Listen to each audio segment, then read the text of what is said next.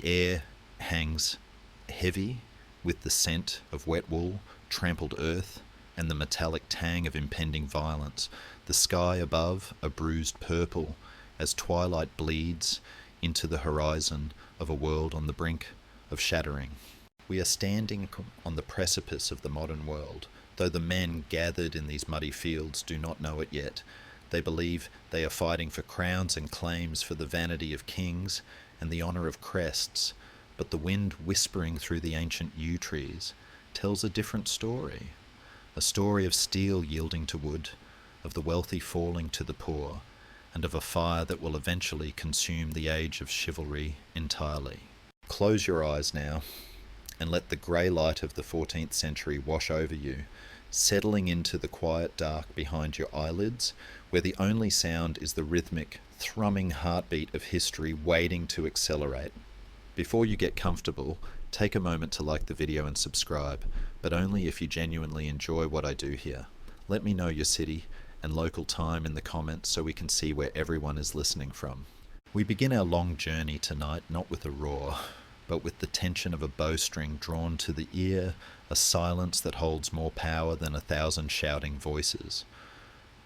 The title of our saga, Longbow and Cannon, How Gunpowder Killed the Age of Knights, perfectly captures the technological and social revolution that defined the 100 Years' War, a conflict that stretched across generations from 1337 to 1453, becoming a brutal crucible where the long-established feudal world was systematically dismantled.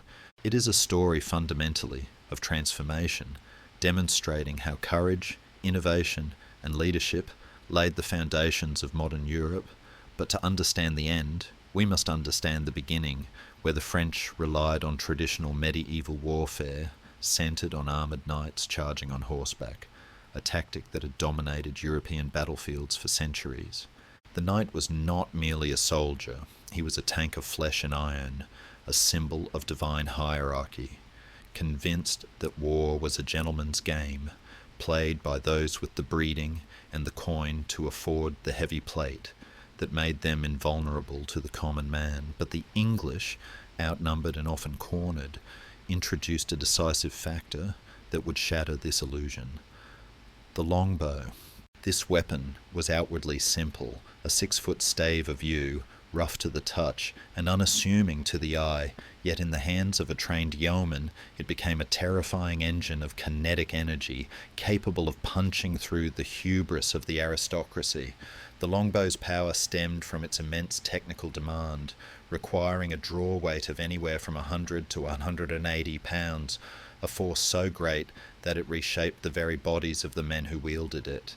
In England, archery was mandated by law every Sunday, creating not just soldiers, but living artillery, a class of men whose skeletal remains, when dug up centuries later by archaeologists, often showed enlarged arm bones and spinal deformities from a lifetime of pulling the heavy cord. It is a strange and sombre thought to imagine a society where the government essentially mandates a weekly workout so intense it warps your skeleton.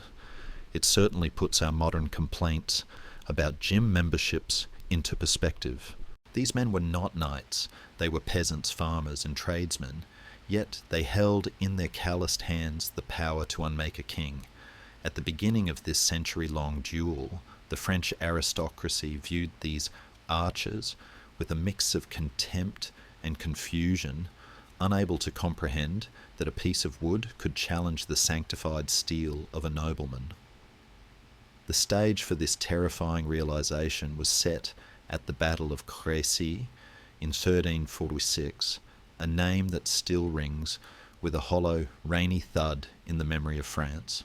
Here, the English archers positioned themselves on a gentle slope, looking down at the glittering, chaotic mass of the French cavalry. When the order was given, the sky literally darkened. The English rained arrows with devastating speed and power, a storm of arrows that sounded like the tearing of a great canvas sheet.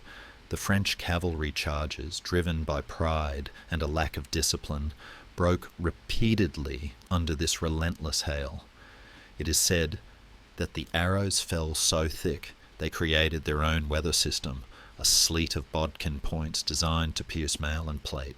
Historians still argue whether the longbow arrows could truly penetrate the highest quality plate armour of the time directly, or if they primarily targeted the horses and the thinner armour at the joints, but the psychological effect is undisputed. By nightfall, the defeat shattered the myth of French knightly invincibility. For the French knights, trapped in the mud, unable to reach their enemies, being killed from a distance by a peasant, they could not see felt less like war and more like murder, a violation of the chivalric code that demanded combat be face-to-face, honourable and personal. But the longbow did not care for honour, it cared only for velocity. This was the first great shock, the moment the medieval world realised that the rules had changed, and that the hierarchy of God's anointed warriors was not immune to the physics of a flying stick. The longbow was more than just a military tool. It was, as some scholars have profoundly noted, a social revolution disguised as a projectile. It demonstrated that the humble foot soldier, the man who tilled the fields and paid the taxes, could defeat the expensive, heavily armoured elite, fundamentally challenging the rigid feudal structure that had defined Europe for centuries. Imagine the terror of a French count, his armour worth more than the entire village of the man shooting at him, realising in his final moments that his wealth offered no protection against a yeoman's aim. It was a democratisation of death. The war was only beginning, and the English kings, Edward III and later his son, the Black Prince, would use this weapon to carve a path of destruction deep into the heart of France. But it was not just the arrows that killed, it was the strategy.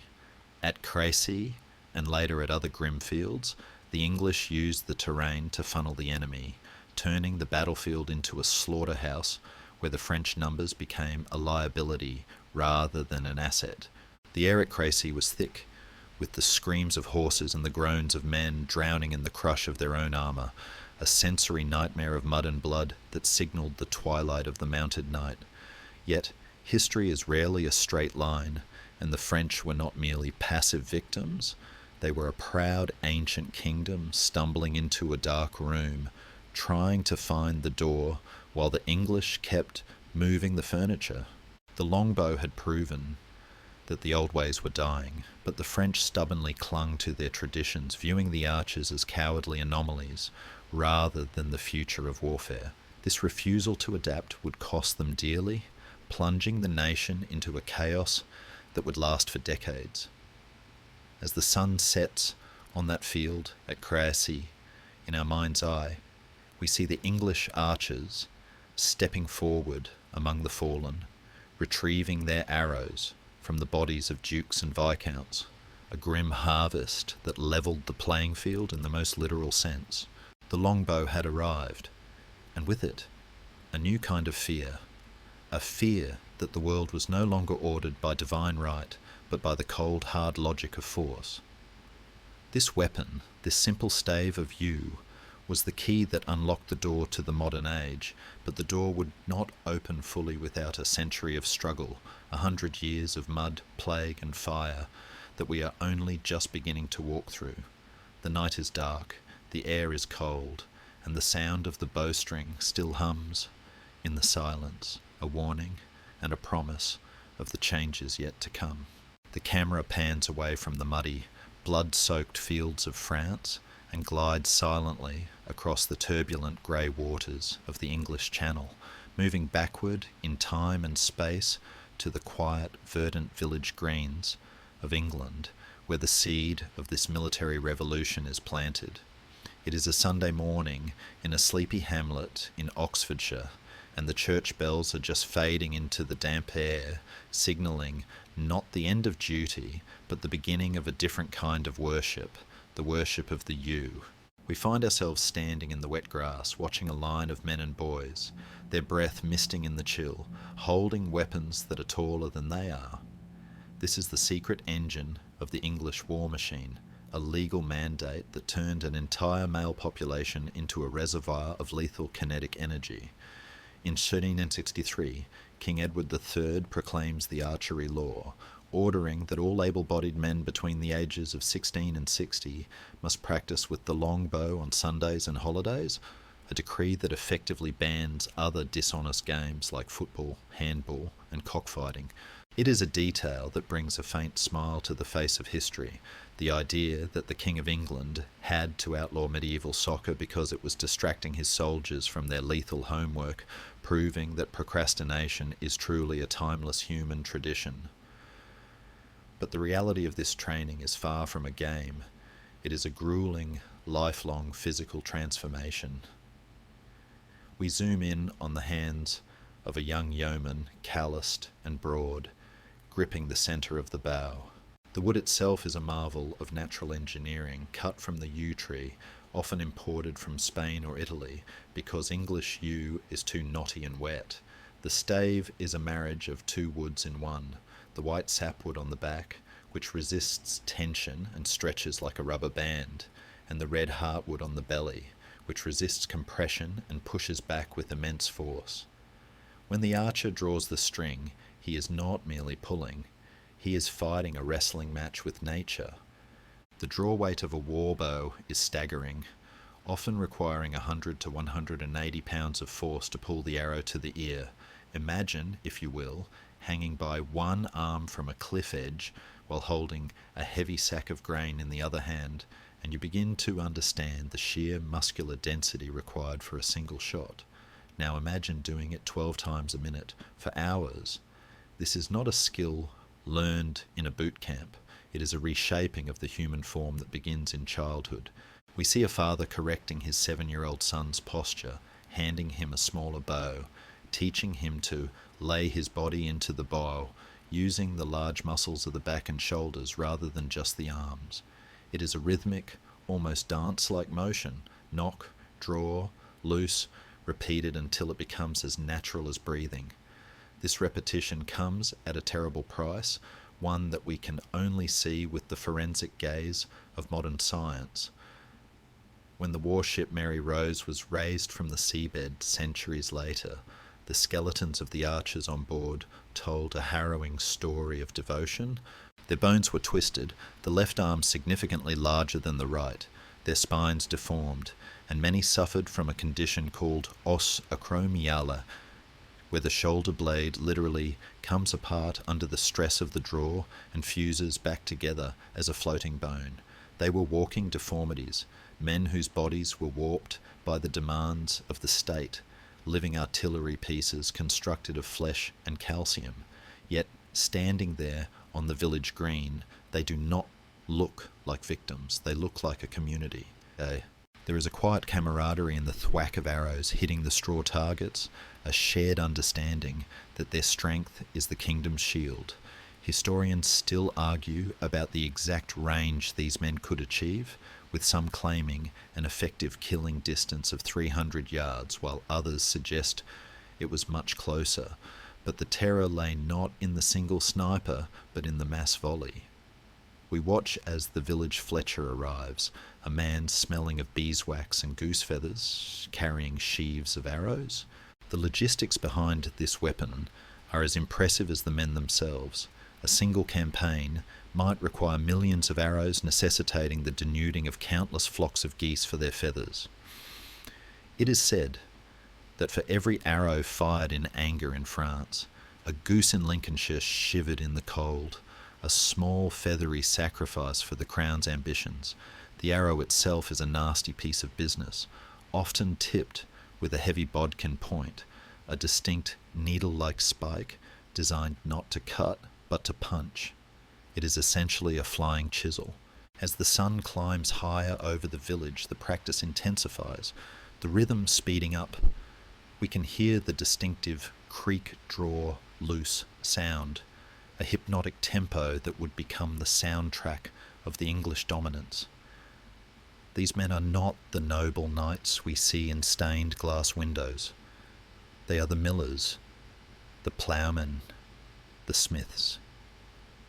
They wear no shining plate, only padded jacks and open-faced helmets, yet they possess a confidence that unnerves the aristocracy.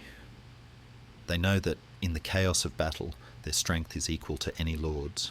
The social implications are profound. By arming the peasantry with a weapon that can kill a king, the English monarchy has struck a dangerous bargain. They have created a sense of national identity, a band of brothers, long before Shakespeare penned the phrase. But they have also blurred the lines of the caste system. A knight spends a fortune on a horse and armour, and years learning to ride. A yeoman spends a few pennies on a bow, and his entire life learning to shoot. The return on investment, as the French are discovering, heavily favours the peasant.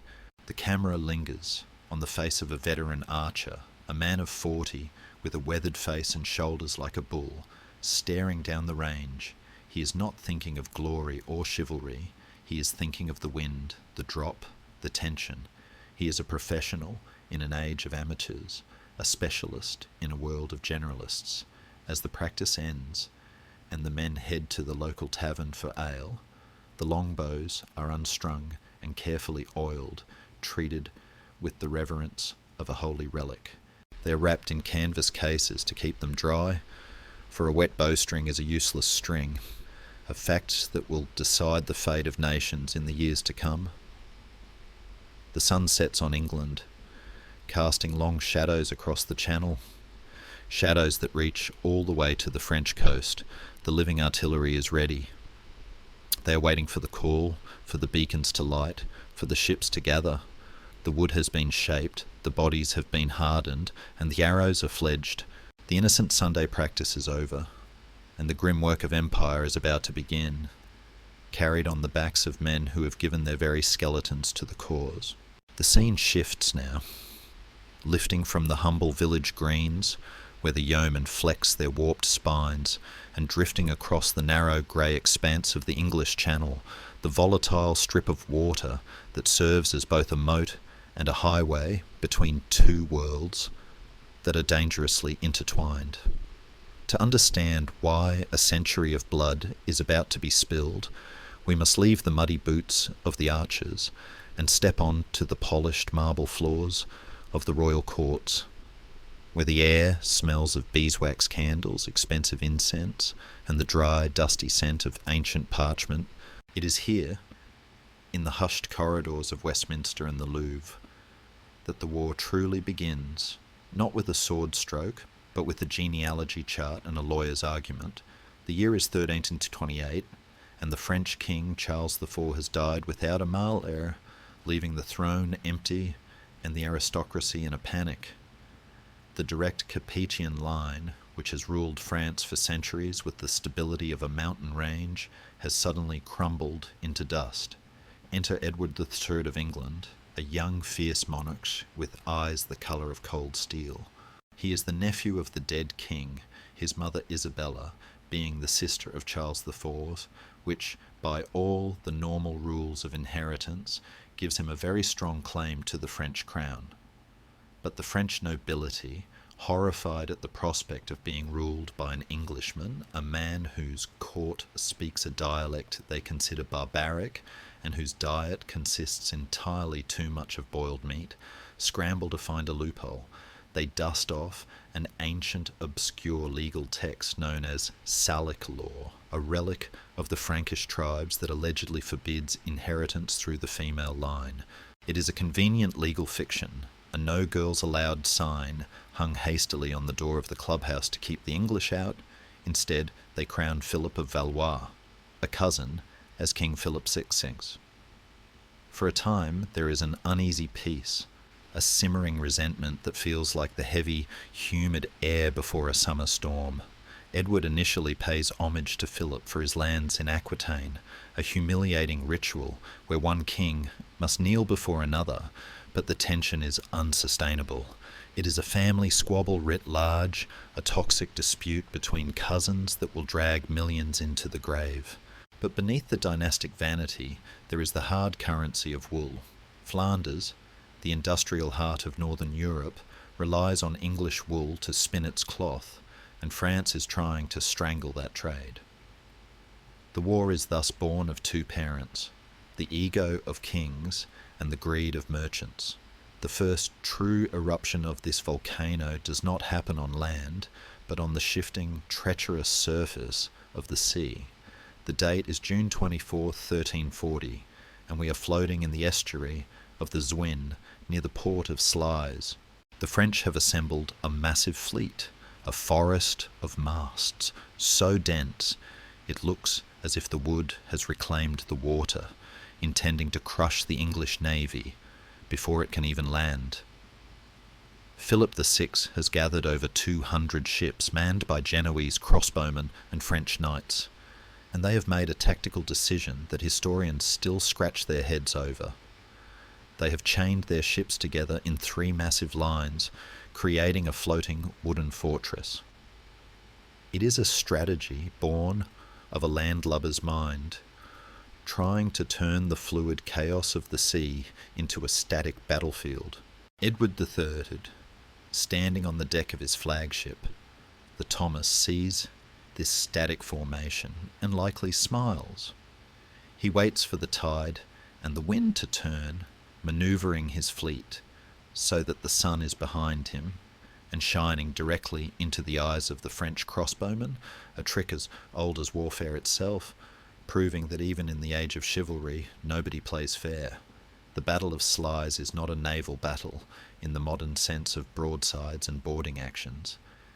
It is a land battle on water, a brutal claustrophobic collision of timber and flesh. The English ships crash into the immobilized French wall, and the longbowmen, perched high in the rigging and on the forecastles, begin their work. Unlike the Genoese crossbows, which are slow to reload and suffer from wet strings, the English longbows sing a continuous deadly rhythm. The arrows rain down on the packed French decks, where men have nowhere to run, trapped by the very chains that were supposed to strengthen them. The slaughter is industrial in scale. It is said that the water of the estuary turns so red that the tide looks like wine, and for weeks afterward the fish are so glutted on French corpses that the locals refuse to eat them, a grim Gothic culinary embargo that speaks to the horror of the day. The panic on the French ships is absolute. Men in heavy armour jump into the sea to escape the aerostorm, only to be dragged down by the weight of their own protection, drowning in the muck of the harbour. By the time the sun sets, the French Navy has effectively ceased to exist.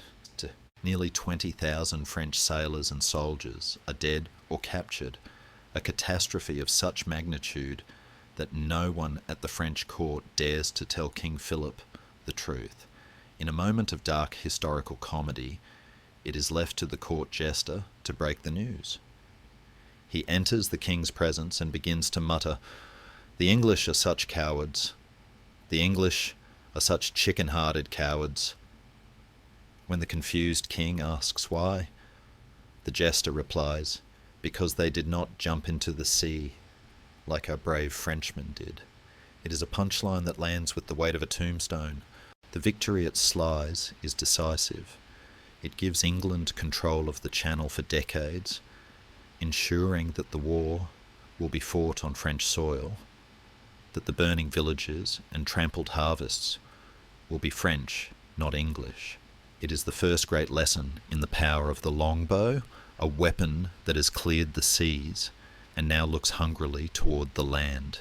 Edward III steps onto the continent, not just as a claimant, but as a conqueror, the ghost of Sluys floating behind him. The dynastic legal arguments are now irrelevant. The validity of Salic law no longer matters. What matters is that the English have a foothold, they have a weapon that terrifies their enemy, and they have a king who believes God is fighting on his side. The prelude is over.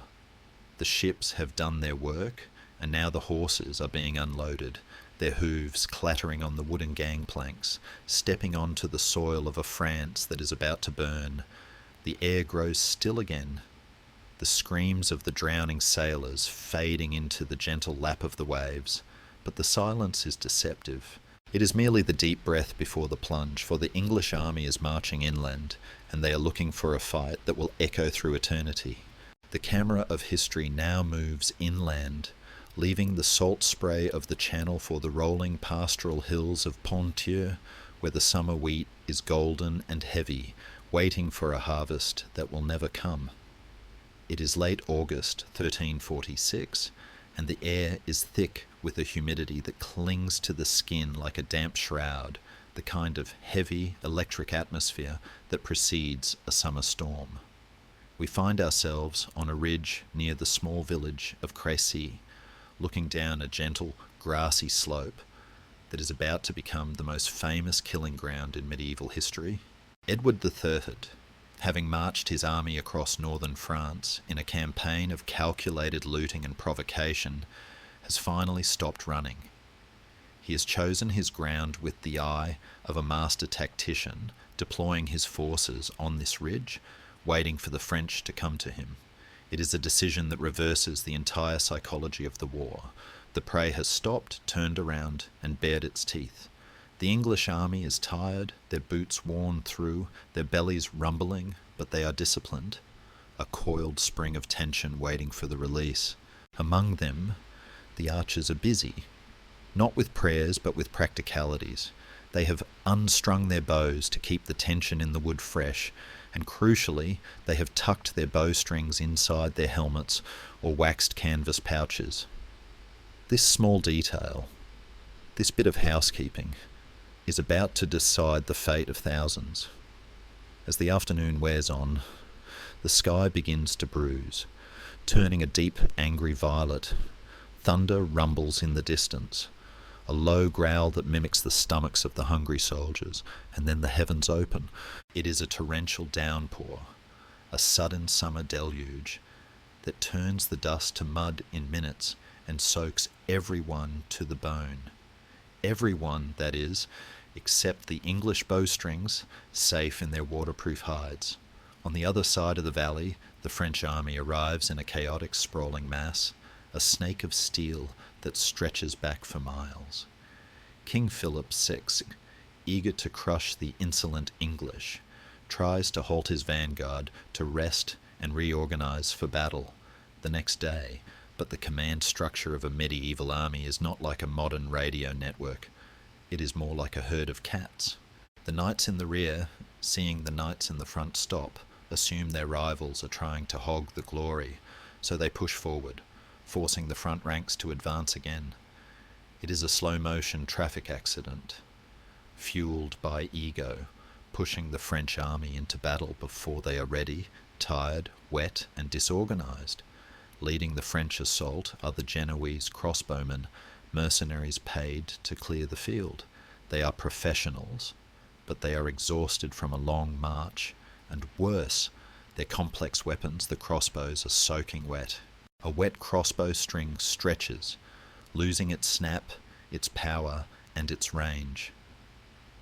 As the storm passes and the sun bursts out from beneath the clouds, casting a brilliant, blinding light directly into the eyes of the French, the Genoese begin their advance. They give a great shout, a theatrical attempt to frighten the English, but the English line stands silent, motionless as statues. The Genoese shout again, step forward, and shout a third time. Finally, they loose their bolts. But the wet strings fail them. The bolts fall short, thudding harmlessly into the mud of the slope like pathetic darts. Then a single command ripples through the English line. The yeomen step forward. They draw. The air is suddenly filled with a sound that has never been heard on this scale before, a deep, resonant hum, followed by the hiss of 6,000 arrows, leaving the string at once. It is said that the arrows flew so thick it looked like snowing, a white blizzard of death arching high into the blue sky before plunging down with terrifying acceleration. The Genoese, unprotected and outranged, are decimated. Panic sets in and they turn to retreat. But here is where the tragedy of Crécy truly begins. The French knights, watching from behind, are disgusted by this retreat. To them, this is not a tactical withdrawal, it is cowardice. King Philip, or perhaps one of his commanders, screams the infamous order, "Kill me, this rabble, for they block our path." The French cavalry charges through their own allies, trampling the Genoese mercenaries in a frenzy of fratricidal violence. It is a scene of horror, knights hacking at their own hired guns to get to the English, all while the English arrows continue to fall, indiscriminate and relentless. The longbows are now firing into a chaotic jam of horse and man, the bodkin points finding the weak spots in the armour, or worse, striking the horses. A wounded horse is a force of nature, rearing, kicking and falling, turning the organised charge into a crushing pile of metal and meat. Historians still debate the presence of another sound on that field, the boom of primitive cannons. Some accounts suggest Edward had a few ribauldequins or firepots, small, crude guns that fired metal bolts or grape shot. While they likely killed very few people, their psychological impact would have been profound, adding the smell of sulphur and the roar of thunder to a battlefield already screaming with panic. It was the first whisper of the gunpowder age, a technological novelty that spooked the horses even more than the arrows. In the centre of this maelstrom is the 16-year-old Black Prince, Edward's son, commanding the vanguard. He is nearly overwhelmed by the sheer weight of the French numbers. A messenger fights his way to King Edward, who is watching from a windmill on the high ground and begs for reinforcements. The king asks, "Is my son dead, or unhorsed, or so wounded he cannot help himself?" When the messenger says no, Edward replies with a line that has echoed through the ages, "Return to him and say that I will send no help. Let the boy win his spurs." It is a moment of supreme confidence, or perhaps terrifying parenting. Sink or swim, taken to a lethal extreme. The prince survives, fighting with a ferocity that cements his legend, but others are not so lucky. As twilight deepens, we witness one of the most poignant moments of the chivalric age, a final flicker of the old world dying in the mud. King John of Bohemia, a blind monarch who insisted on fighting, demands to be led into the fray. "Far be it that the King of Bohemia should run away," he declares. His knights, loyal to the end, tie their horses' bridles to his so they cannot be separated, and they charge together into the dark. They are found the next day, all dead, their horses still tied together, a tragic monument to a code of honour that has no place in this new industrial slaughter. The charges continue late into the night. 15, perhaps 16 distinct waves of French chivalry crashing against the invisible wall of arrows and dying in the dark. When the moon finally rises, the noise fades to the groans of the wounded. The flower of French nobility lies dead in the wildflower meadows of Ponthieu. 500 lords and knights and countless thousands of infantry are gone. The English loss is laughably, suspiciously light. Some records claims less than 100 men, though that is likely propaganda. But the ratio is undeniable. The longbow has not just won a battle, it has broken the spine of the French ruling class. As the English soldiers move among the dead by torchlight, retrieving their arrows, the silence that settles over Crécy is heavy with the realization that the world has changed. The knight is no longer the master of the field, he is a target. The storm has passed, but the thunder of that day will roll across Europe for a century, a warning that no amount of armour can protect you from the future. The smoke from Crécy has cleared, but a different kind of darkness begins to stretch across the map of France, a long creeping shadow cast by a single man who stands at the very zenith of the chivalric age. We move now from the static horror of the battlefield to the mobile terror of the raid, following the horse tracks of Edward of Woodstock, the eldest son of Edward III. To the English, he is the golden boy, the hero who won his spurs among the slaughtered Genoese. To the French, he is a demon in human shape, a destroyer of worlds. History remembers him as the Black Prince, a name that evokes images of midnight-coloured armour and a soul dipped in ink. Yet, here is where the ghost of history whispers a correction in our ear. There is no contemporary evidence that he was called the Black Prince during his lifetime. That dramatic moniker was likely a Tudor invention, slapped onto him centuries later by antiquarians who loved a good villainous nickname. In his own time, he was simply Edward of Woodstock, a man who loved bright colours, ostrich feathers, and the finest velvet money could buy, and he bought a lot of it, often finding himself in debt that would make a modern credit card company weep. But whether his armour was black or polished steel, the shadow he cast was very real. We find him now in the mid-1350s, holding court in Bordeaux, acting as his father's viceroy in Aquitaine. He is a superstar of the medieval world, a celebrity whose tournament victories are discussed in taverns from London to Rome. But beneath the pageantry, Edward is a cold, pragmatic soldier who understands that wars are not won by killing knights. They are won by killing economies. He initiates a strategy known as the chevauchée, a word that sounds elegant on the tongue, rolling like a fine wine, but translates to a brutal promenade, a horse charge. It is not a battle, it is a burn.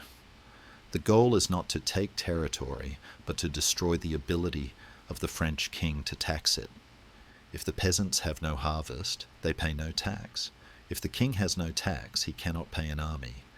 If he cannot pay an army, he loses the war. It is a grim, circular logic that turns the innocent countryside into a weapon against the crown. We drift above the sun-drenched region of Languedoc in the autumn of 1355, watching the great chevauchée unfold. It looks less like an army and more like a plague of locusts made of iron. The English army moves in 3 parallel columns, spreading out to maximize the destruction, leaving a swath of ruined land 50 miles wide. From our vantage point in the clouds, we see it not as violent, but as a scar appearing on the earth in real time, a smouldering black line drawn across the green tapestry of southern France.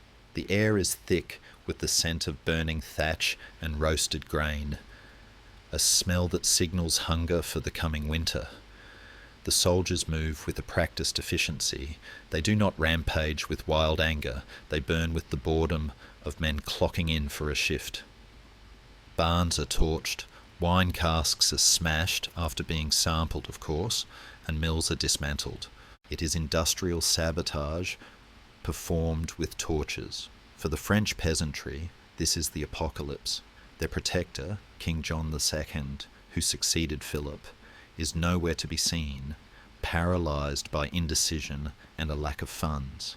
The social contract of feudalism, which states, "I work for you and you protect me," is being broken daily. The Black Prince is proving to the people of France that their king is naked, powerless to stop a foreign prince from strolling through his backyard and setting the gazebo on fire. It is a psychological war as much as a physical one. Yet, amidst this devastation, we see the paradox of the medieval mind. The Black Prince considers himself the paragon of chivalry. In his camp, amidst the loot and the smoke, he treats captured noblemen with exquisite courtesy, sharing his table, discussing the finer points of hawking, and praising their bravery. The code of chivalry is a club with very exclusive membership. It applies only to those with a coat of arms. The peasant whose farm is burning just a mile away is not a player in the game. He is merely the grass that gets trampled when the elephants fight. This cognitive dissonance, the ability to be a gentleman to a count and a monster to a commoner, is the defining feature of the era. The prince rides through the ruin he has created, his ostrich feather crest bobbing in the wind. Convinced of his own righteousness, he is goading King John, trying to force him into a battle, to repeat the triumph of Crécy. He writes letters home detailing his success, listing the towns burned like a shopping list of destruction. "We have ridden through the land of Armagnac," he boasts, "and destroyed it entirely." There is no guilt, only the satisfaction of a job well done. As the column moves toward the Mediterranean, dipping their toes in the sea at Narbonne just to prove they could go that far, the logistics of the raid becomes almost comical. The English wagons are so laden with loot, carpets, jewellery, silverware, furs, that the axles groan and snap. The soldiers are wearing multiple layers of stolen velvet clothing, sweating in the heat, looking less like an army and more like a travelling carnival that robbed a palace. It is a moment of dark absurdity. Men killing for a crown, but dying for a silver goblet. But the laughter fades when we look at the wake they leave behind. The smoke of the chevauchée lingers for weeks, blotting out the sun, creating a perpetual twilight in the south of France. The refugees clog the roads, a river of human misery flowing away from the English advance. The Black Prince has succeeded in his mission. He has humiliated the French crown and filled the English coffers. But he has also sown a deep, bitter hatred in the soil of France, a hatred that will ensure this war drags on long after he is dead. He is the master of the raid, the architect of the scorched earth, a man who burned his name into history. As the campaign winds down and the prince turns back toward Bordeaux, laden with spoils and glory, the sky above France remains grey, not with rain, but with the ash. The chivalric ideal is shining bright in his mind, but on the ground it is covered in soot. The prince feels invincible, a titan of war who can bend the world to his will. But as he rides back to his winter quarters, uncorking the finest stolen wines, he is unaware that a different kind of invader is landing at the ports of Europe. It carries no banner, swears no oath, and respects no borders. It travelled on the very trade ships that brought the silk he wears and the spices he eats. The Black Prince has burned the crops, but something else is coming to harvest the people. The drums of war are about to be drowned out by the tolling of funeral bells, for the grim referee is approaching the field, and it cares nothing for princes or peasants. The shadow of the Black Prince is long, but the shadow of the great mortality will be total. The smoke of the Black Prince's fires has barely drifted into the stratosphere when a new silence falls over Europe, a silence so profound and heavy that it makes the clamour of war seem like a distant childish squabble.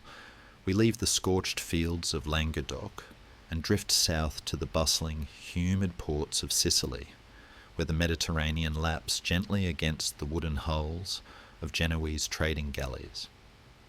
It is October 1347, and a ship has just docked in Messina. The ropes are thrown, the gangplanks lowered, but no one walks off. The dock workers who board the vessel find a scene from a nightmare, dead sailors slumped over the oars, and the few who are still breathing are delirious, covered in black, oozing swellings.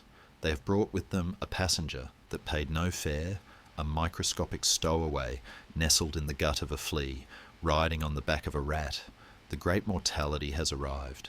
We watch, helpless ghosts in the machine of history, as this invisible army marches north, moving faster than any legion of Rome or cavalry of France. It travels along the very trade routes that brought wealth to the continent, turning the arteries of commerce into veins of poison. By 1348 it has crossed the Alps, by summer it is in Paris, by winter it has jumped the Channel to England. The 100 Years' War, which had consumed the attention of kings and popes, suddenly stops. It is not ended by a treaty or a truce, but by a grim referee that steps onto the field and blows a whistle that no one can ignore. The armies dissolve, not because they are defeated, but because they simply cease to be. You cannot besiege a city when the soldiers are dying in their tents faster than the enemy can kill them. You cannot levy taxes from a village that has become a graveyard. The war enters a strange, suspended animation, a surreal half-time show where the players are fighting for their breath rather than their banners. The atmosphere in Europe shifts from the adrenaline of conflict to a suffocating dread. The air smells of vinegar and burning herbs. Rosemary, juniper, incense, desperate, futile attempts to scrub the miasma, the bad air that medieval science believes is the carrier of the disease. We float through the streets of London, usually a cacophony of hawkers and hammers, now eerily quiet, save for the rumble of the death carts and the tolling of bells, until the bells themselves stop because there are no ringers left to pull the ropes. The plague is an indiscriminate killer, but it has a cruel sense of irony. It strikes the clergy with particular ferocity because they are the ones leaning in to hear the final confessions of the dying, inhaling the lethal breath of the faithful. The monasteries, the repositories of learning and history, are hollowed out. In some parishes, the mortality rate hits 60, 70, perhaps 80%. Historians still argue fiercely over the total death toll, with estimates ranging from a conservative 30% to a staggering 60% of Europe's population, but the exact number matters less than the emptiness it leaves behind.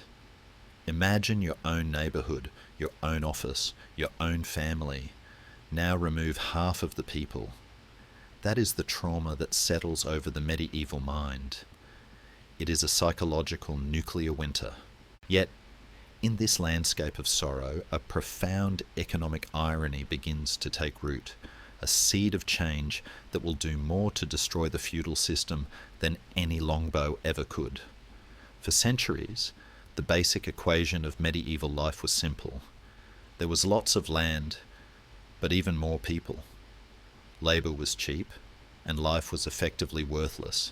A lord could treat his serfs like dirt, because if one died, there were 3 more waiting to take his place. But as the plague recedes in the early 1350s, the survivors wake up to a new world.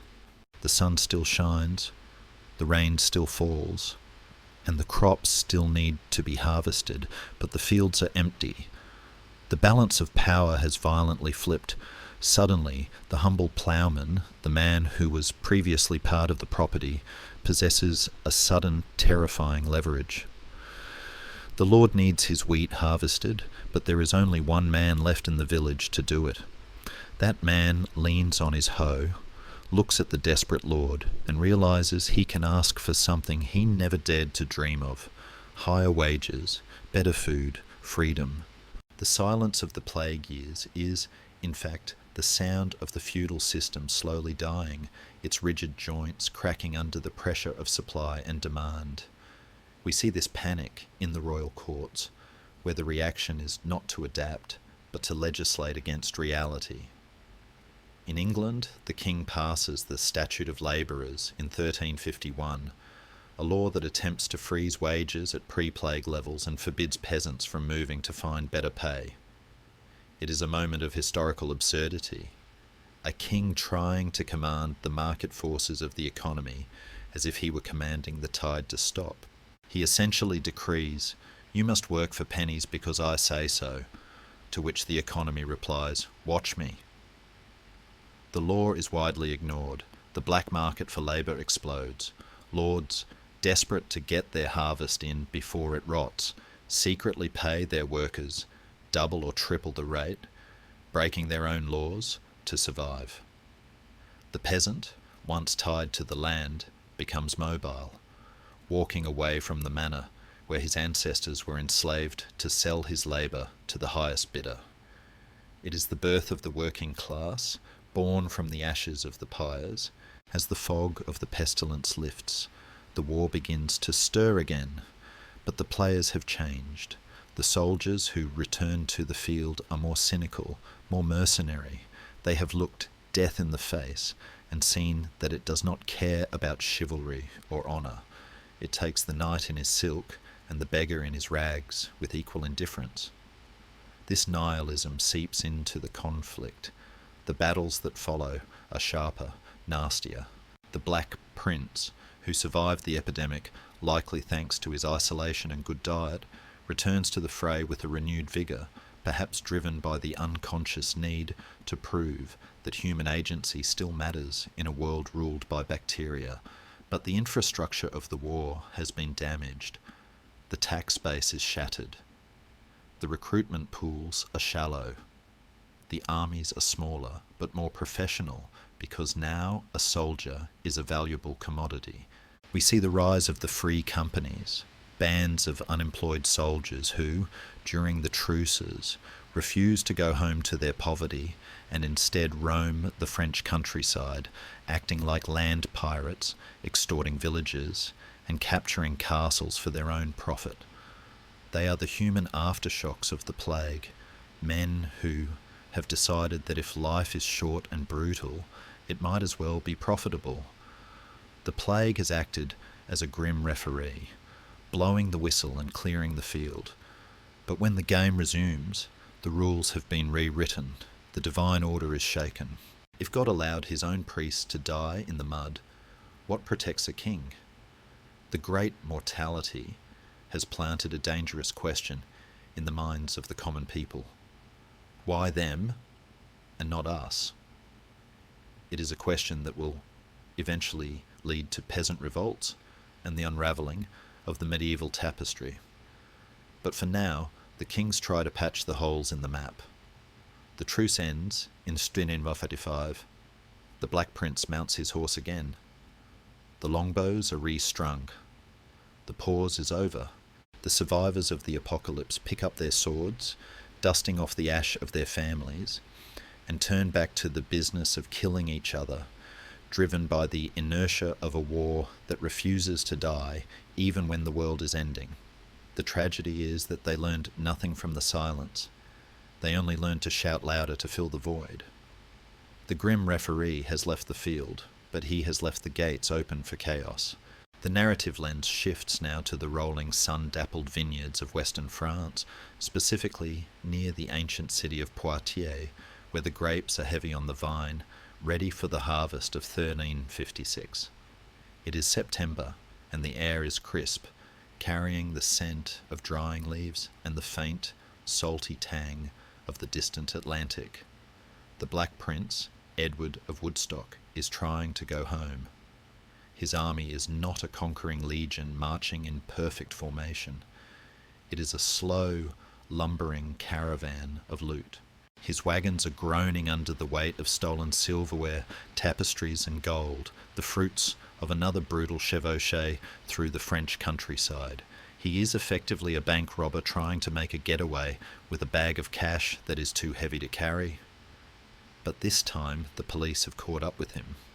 King John II of France, known as John the Good, a nickname that refers more to his generosity and love of parties than his tactical acumen, has outmanoeuvred the English. He has swung his massive army around and cut off the prince's retreat to Bordeaux. The trap is sprung. For 2 days, there is a tense standoff, a surreal pause where churchmen shuttle back and forth between the camps, trying to negotiate a truce. The Black Prince, realizing he is vastly outnumbered and cornered, actually offers to give back all the loot and promise not to fight France for 7 years. It is a stunning admission of vulnerability, a moment where history holds its breath. If King John accepts, the war might end there, or at least pause for a generation. But John is proud, and his knights are thirsty for revenge after the humiliation of Crécy a decade prior. He demands the prince surrender himself as a prisoner. Edward refuses. The talks collapse. The Sunday silence is broken not by church bells, but by the sharpening of swords. On the morning of September 19th, the English take up their positions. Edward places his men in a defensive posture among the hedges and vineyards, using the agricultural landscape as a fortress. The terrain is a nightmare for cavalry, narrow lanes, tangled vines, and soft earth. It is a killing ground designed by a farmer, weaponized by a prince. Here, we witness a fascinating evolution in military fashion, a reaction to the trauma of the longbow. The French have learned, or they think they have learned, from Crécy. They realise that horses are big, panic-prone targets for English arrows. So, King John makes a decision that historians still debate, with a mixture of confusion and pity. He orders his elite knights to dismount. The flower of French chivalry, men raised from birth to fight in the saddle, are told to get off their horses, cut their lances down to 5 feet, and walk into battle. Imagine the scene. Thousands of men in heavy plate armour, weighing 60 or 70 pounds, tramping through muddy vineyards, sweating in the heat, their visibility reduced to the thin slit of their visors. They have turned themselves into tortoises to avoid being turned into pincushions. It is a logical idea on paper, but a disaster in practice. As the French columns slog forward, squeezed into the narrow lanes, they become a traffic jam of steel. The English archers, positioned safely behind the hedges, begin their work. But this is not the long-range volley fire of Crécy. This is close-quarters execution. The arrows strike the French armour at short range. While the plate holds up better than the mail of the previous generation, the sheer kinetic impact is like being hit with a hammer. Men are knocked backward, stumbling into those behind them. The English aim for the legs, the visors, the gaps at the armpits. The French advance slows to a crawl, a grinding metallic struggle against the terrain and the hail of wood and iron. The first division breaks.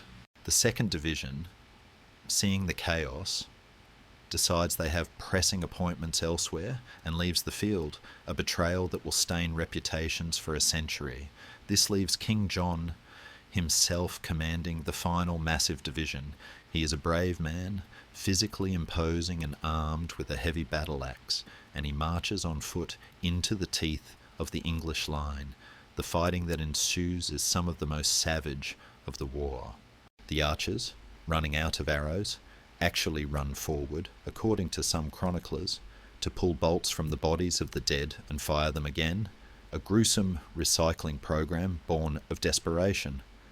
When the arrows are finally gone, the yeomen drop their bows and draw knives and short swords, swarming the exhausted, overheated French knights like hornets attacking a bear.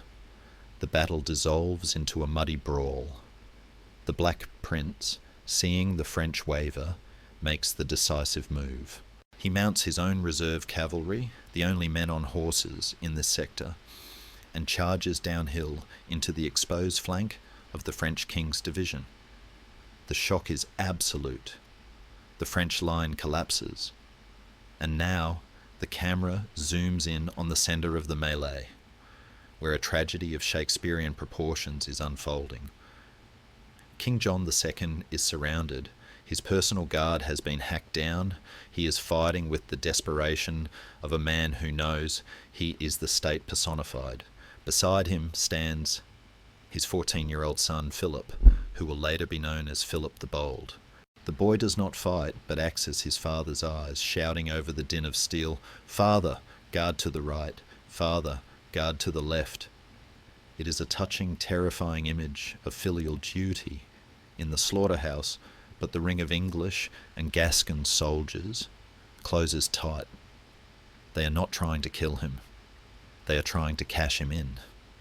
A king is the ultimate lottery ticket.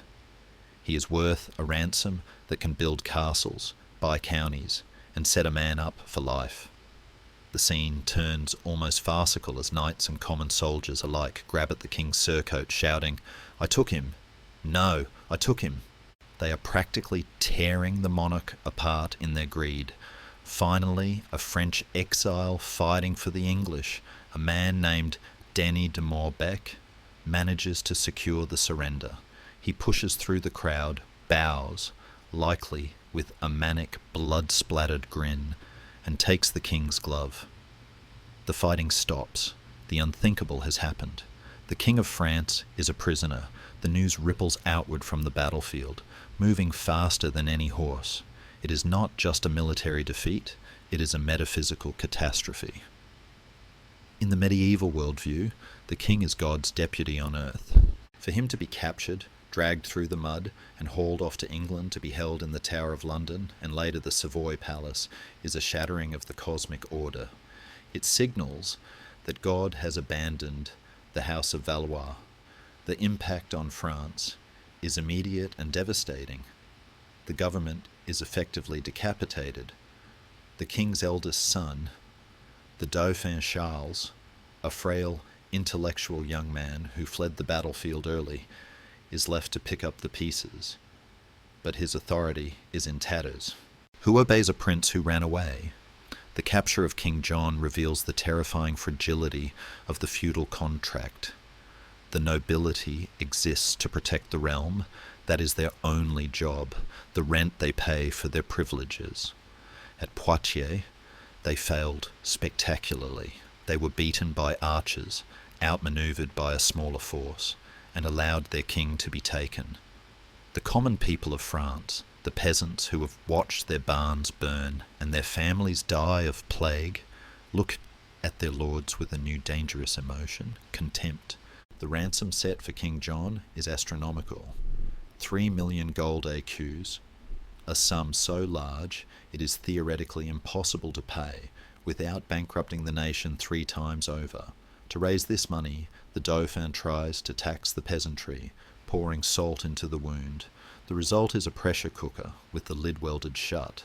The Jacquerie, a violent peasant rebellion, is brewing in the north, born of the realization that the knights are not lions protecting the sheep, but wolves in fancy armour. As the Black Prince sails back to England, his ships laden with gold and a captive king, he is greeted as a hero, a demigod of war. But behind him, across the channel, the lights are going out. France is sliding into anarchy. The capture of the king has turned the war from a dynastic struggle into a struggle for survival. The chivalric code, which emphasizes ransom and mercy between nobles, has ironically destroyed the kingdom.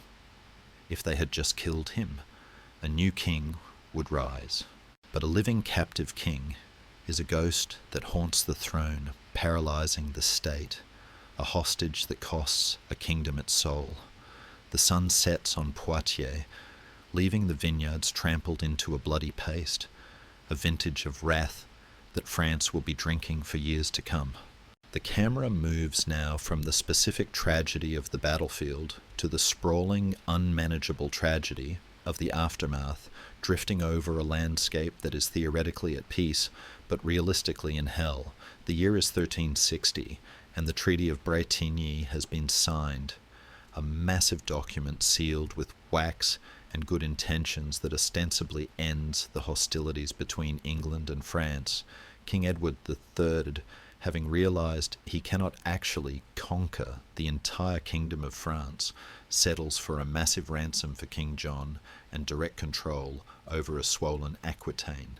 On parchment, the war is over. The soldiers are told to go home, the archers to unstring their bows, and the knights to return to their estates. But here lies the terrifying problem with medieval warfare. You cannot simply turn off an army like a light switch. The English crown stops paying its soldiers, assuming they will happily return to their muddy villages in Shropshire or Kent to push a plough for pennies. But these men have spent a decade drinking French wine, wearing stolen velvet, and living like kings in conquered castles. They look at the prospect of returning to serfdom and collectively say, "No, thank you." Instead of disbanding, they organise. They form what are known as the free companies or routiers, vast wandering gangs of unemployed soldiers who have no master but greed and no flag but a black rag. They are the orphans of the war, heavily armed and entirely lethal, drifting through the French countryside like a virus that has mutated and become airborne. To the average French peasant, the Peace of 1360 is infinitely worse than the war. During the war, the English army moved in a line, a predictable path of destruction you could run away from. The free companies are everywhere, fluid and chaotic, seizing castles, holding towns for ransom, and devouring the land. They are led by colourful, terrifying captains with names that sound like villains from a fairy tale. Men like Sir Robert Knowles, who is said to have led the Great Company, a bandit army larger than the actual royal armies of many nations. They do not fight for territory. They fight for protection money, a medieval mafia racket on a continental scale. We see a village in the Loire Valley, boarding up its windows, hiding the grain in the church crypt, terrified not of a foreign king but of a band of English soldiers, though many are actually Gascon, Dutch or German, who are currently unemployed and bored. The psychological toll is immense. A famous scholarly debate centres on whether this period of peace was actually more destructive to the French economy and demographics than the periods of active warfare, with many historians arguing that the anarchy of the free companies caused more long-term damage than the battles of Crécy or Poitiers ever did. It is a grim lesson in the consequences of specialised labour. When you train men to be killers, you cannot be surprised when they keep killing after the paychecks stop. But the chaos is not just external, it is internal, a fire burning in the very gut of French society. Before the free companies fully took hold, the vacuum left by the capture of King John triggered a social explosion that had been building for centuries. We must rewind slightly to 1358 to witness the jacquerie, a name that still sends a shiver through the French aristocracy, the peasantry taxed to the breaking point to pay for the ransom of a king who failed to protect them and constantly raided by English soldiers their lords could not defeat, finally snap. They are led by a mysterious, almost mythical figure named Guillaume Carle, though the nobles dismissively call every peasant Jacques Bonhomme, essentially Jack Goodfellow, a derogatory term for a simpleton. But these simpletons have pitchforks, scythes, and a rage that burns hotter than any forge. The revolt is not a strategic campaign, it is a scream of collective agony. We see the smoke rising from the castles of the nobility in the Beauvaisis region, north of Paris. The chroniclers of the time, all of whom were monks or courtiers riding for the elite, described the jacquerie as animals, demons in human skin who committed unspeakable atrocities against noble families. While the violence was undoubtedly brutal, a lashing out against the system that enslaved them, modern historians suggest the accounts were heavily embellished to justify the savage repression that followed.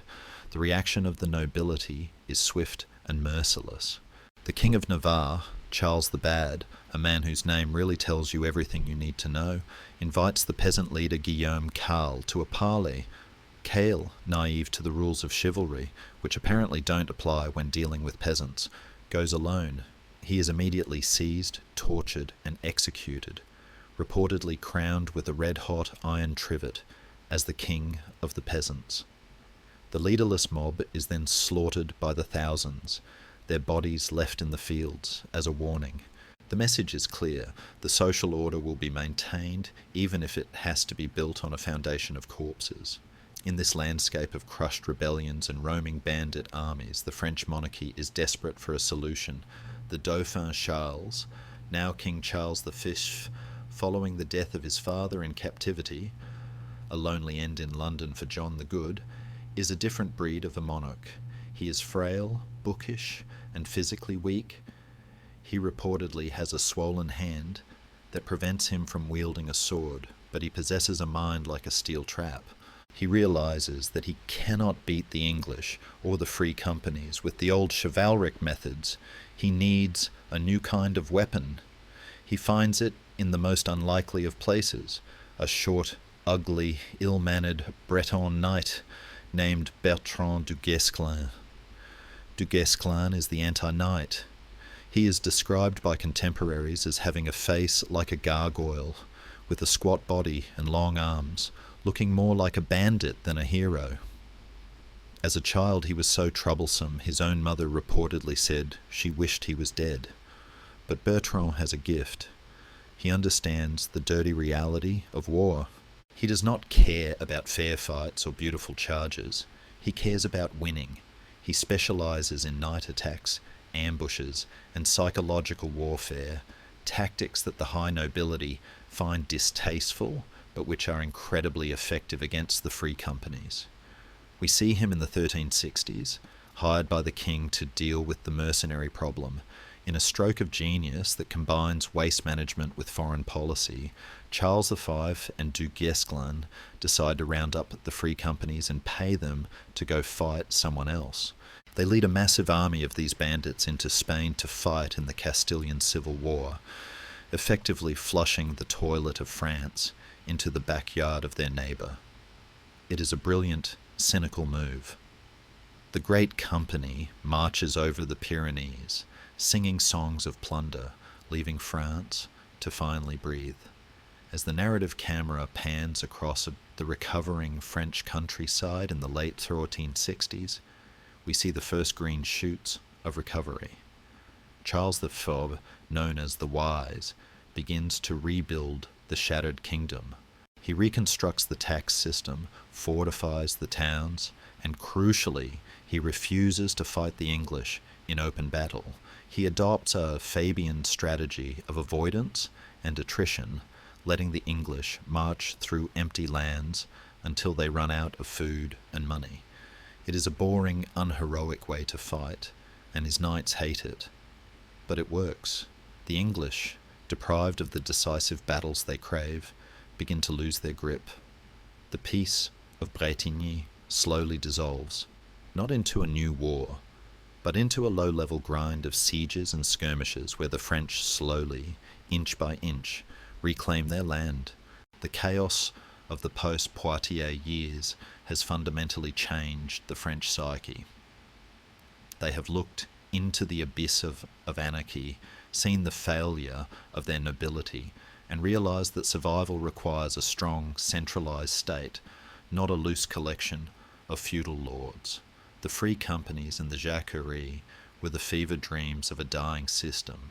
Now, the fever has broken and the patient is waking up, weaker but wiser, and ready to fight a new kind of war, a war of professionals, led by the ugly genius Du Guesclin and the frail intellectual Charles V.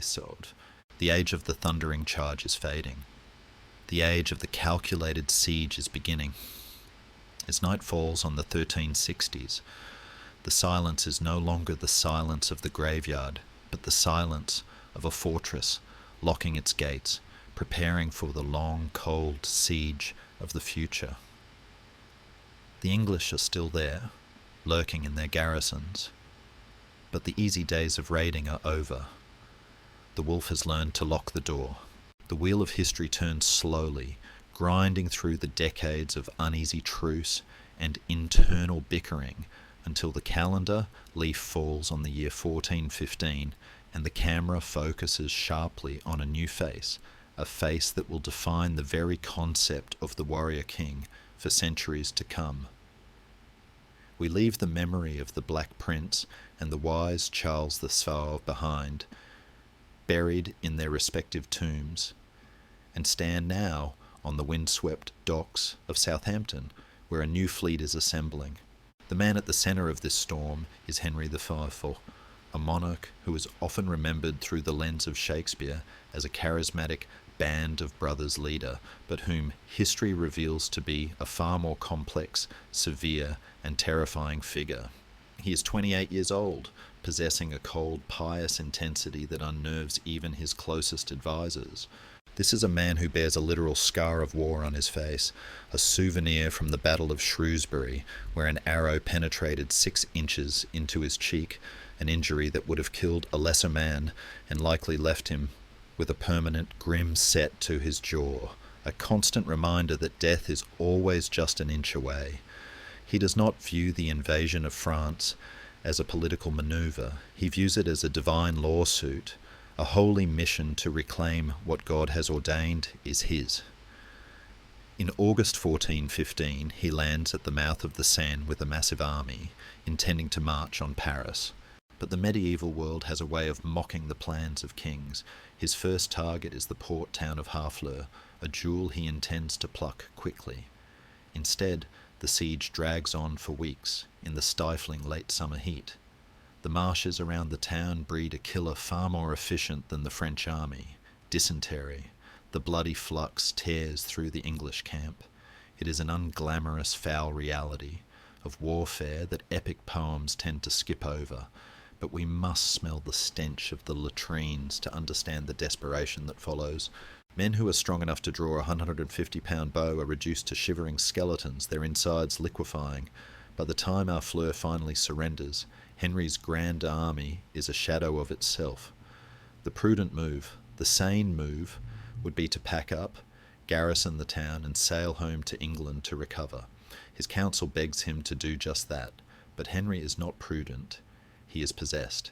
He decides to march his sick, depleted force 150 miles overland to the English stronghold of Calais, a gesture of defiance intended to prove that he can walk through France whenever he pleases.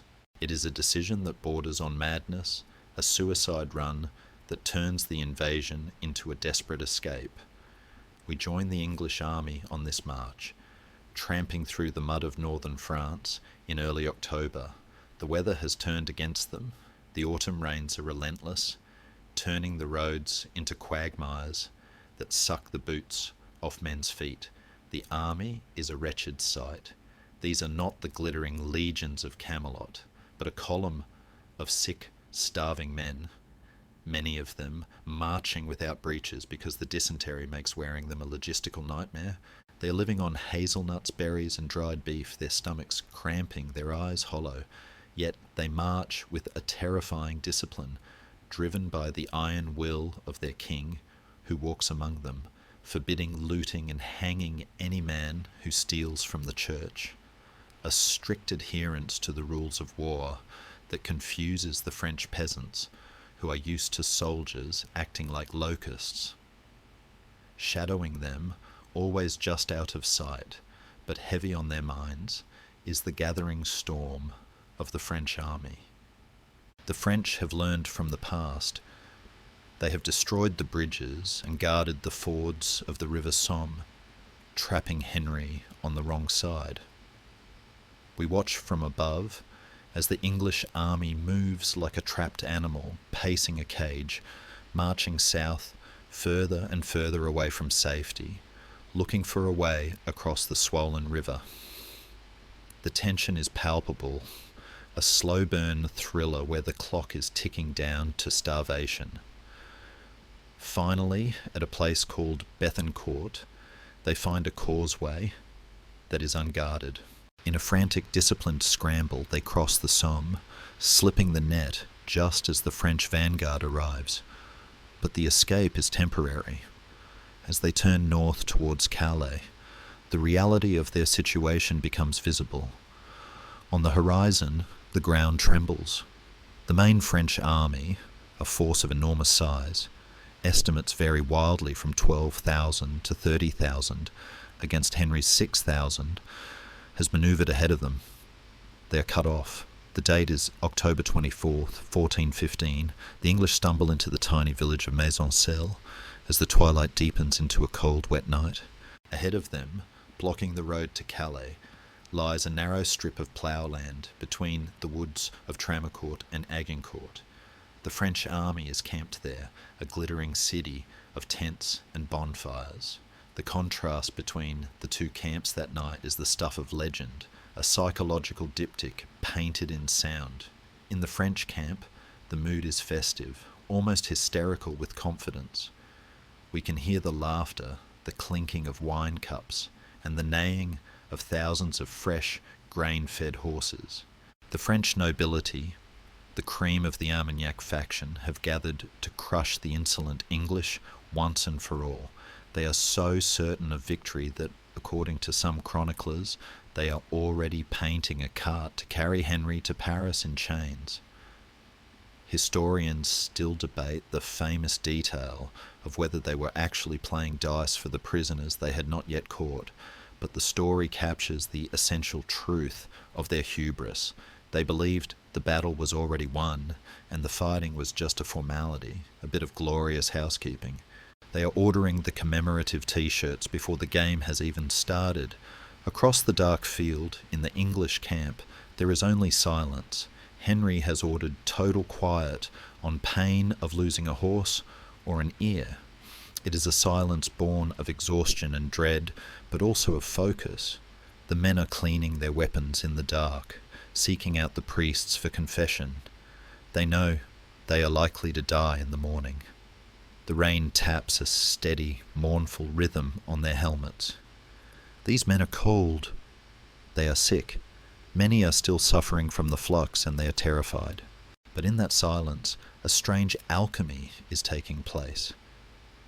They are being stripped of hope, and in its place, they are finding a grim, nihilistic resolve.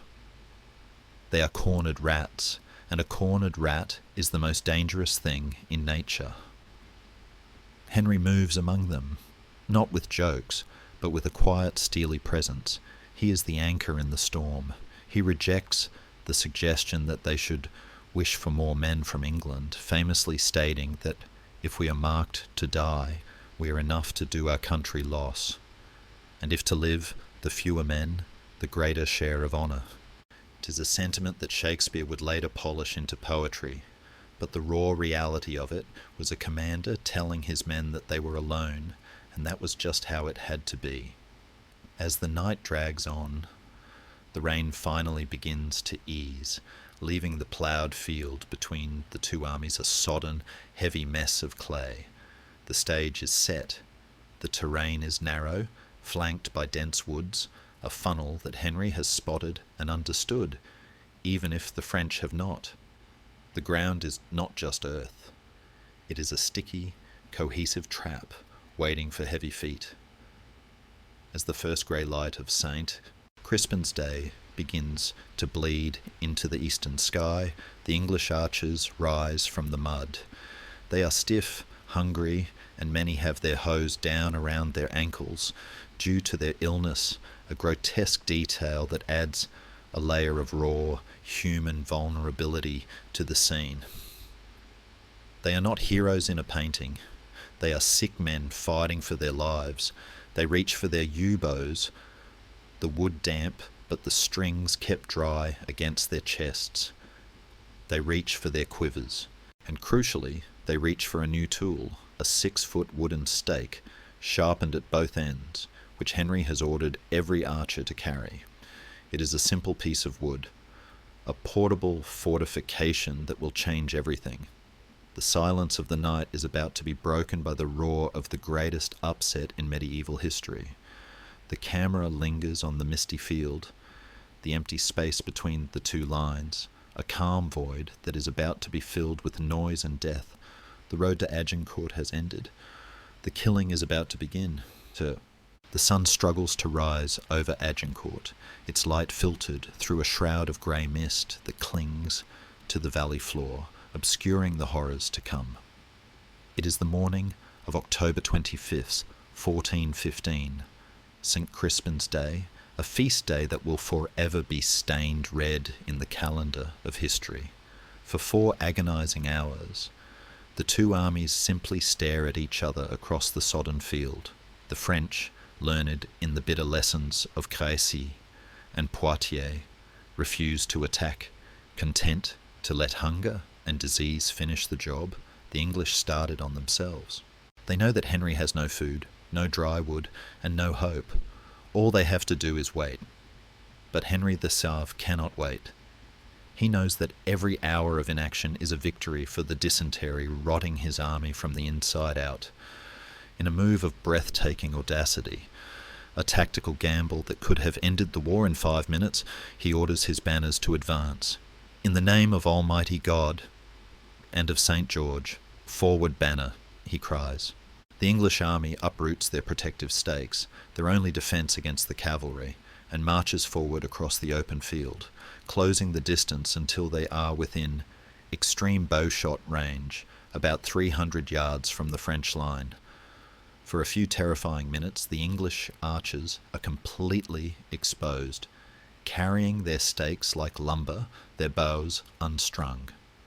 If the French cavalry charges now, the English will be trampled into paste. But the French commanders, perhaps arguing over precedence or simply surprised by the move, do nothing. It is the mistake that decides the century.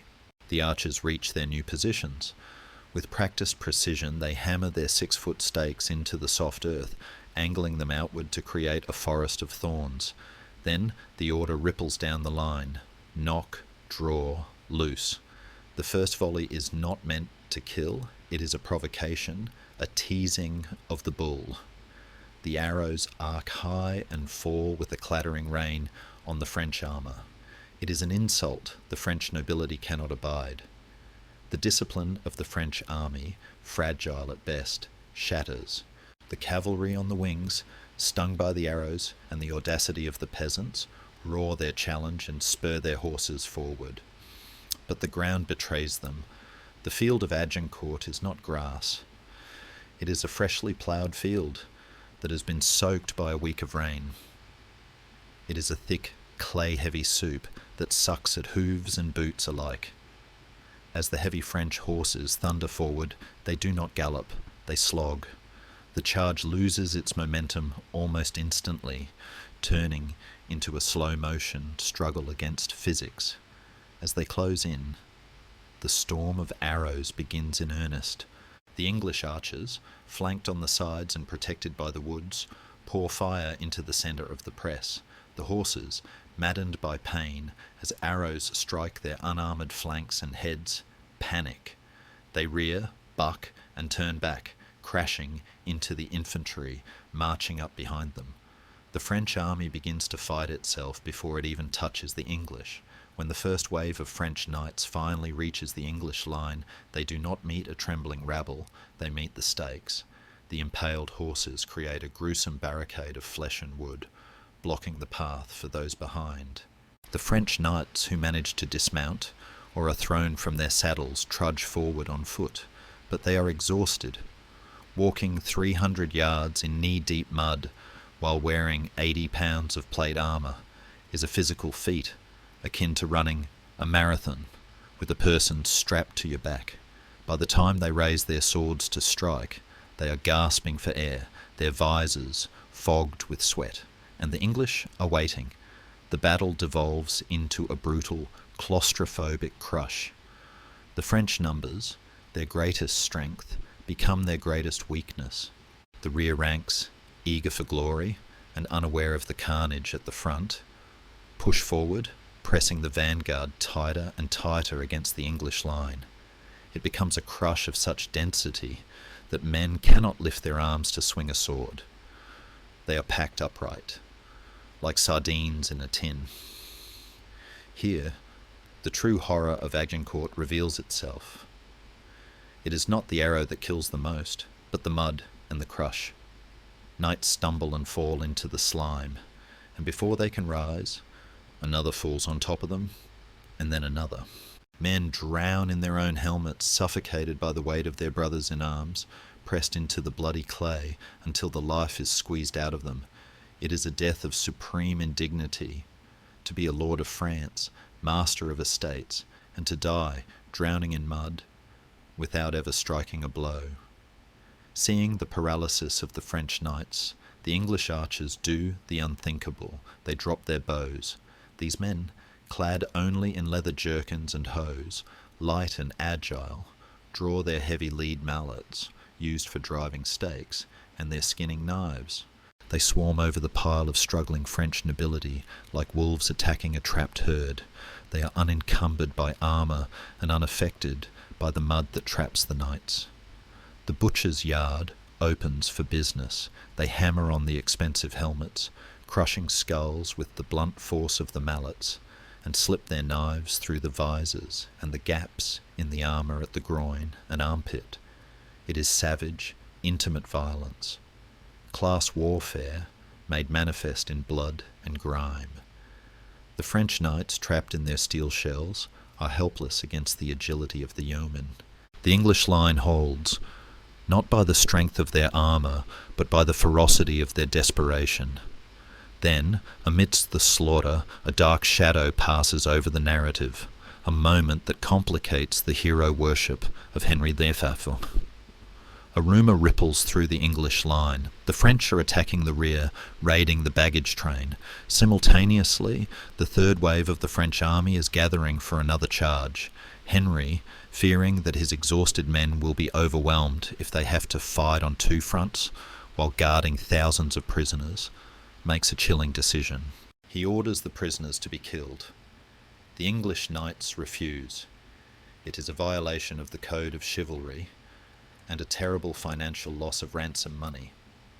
Henry, undeterred, orders a squad of 200 archers, men who have no such qualms about lost ransoms, to do the deed. What follows is a massacre within a battle. The French prisoners, many of them huddled in groups, surrendered, and waiting for the end of the day, are systematically slaughtered, stabbed, or bludgeoned where they stand. It is a war crime by modern standards, a ruthless pragmatism by medieval ones. The French third wave, seeing the carnage and the heaps of dead, dissolves in horror and flees. The threat evaporates, the killing stops, but the field is already a ruin. As the sun sets on that short, brutal winter day, the silence returns to Agincourt. But it is a different kind of silence. It is the silence of a graveyard. The English have lost perhaps a few hundred men, among them the Duke of York, who was crushed to death in the press, not cut down by a sword. The French have lost a generation. 6,000 Frenchmen lie dead in the mud, and the list of names reads like a who's who of the French aristocracy: 3 dukes, 5 counts, 90 barons, and over 1,500 knights, the Constable of France, the Admiral of France, the Master of the Crossbowmen, all gone. The political structure of the kingdom has been decapitated in a single afternoon. Henry V walks the field, his face likely grim and unsmiling.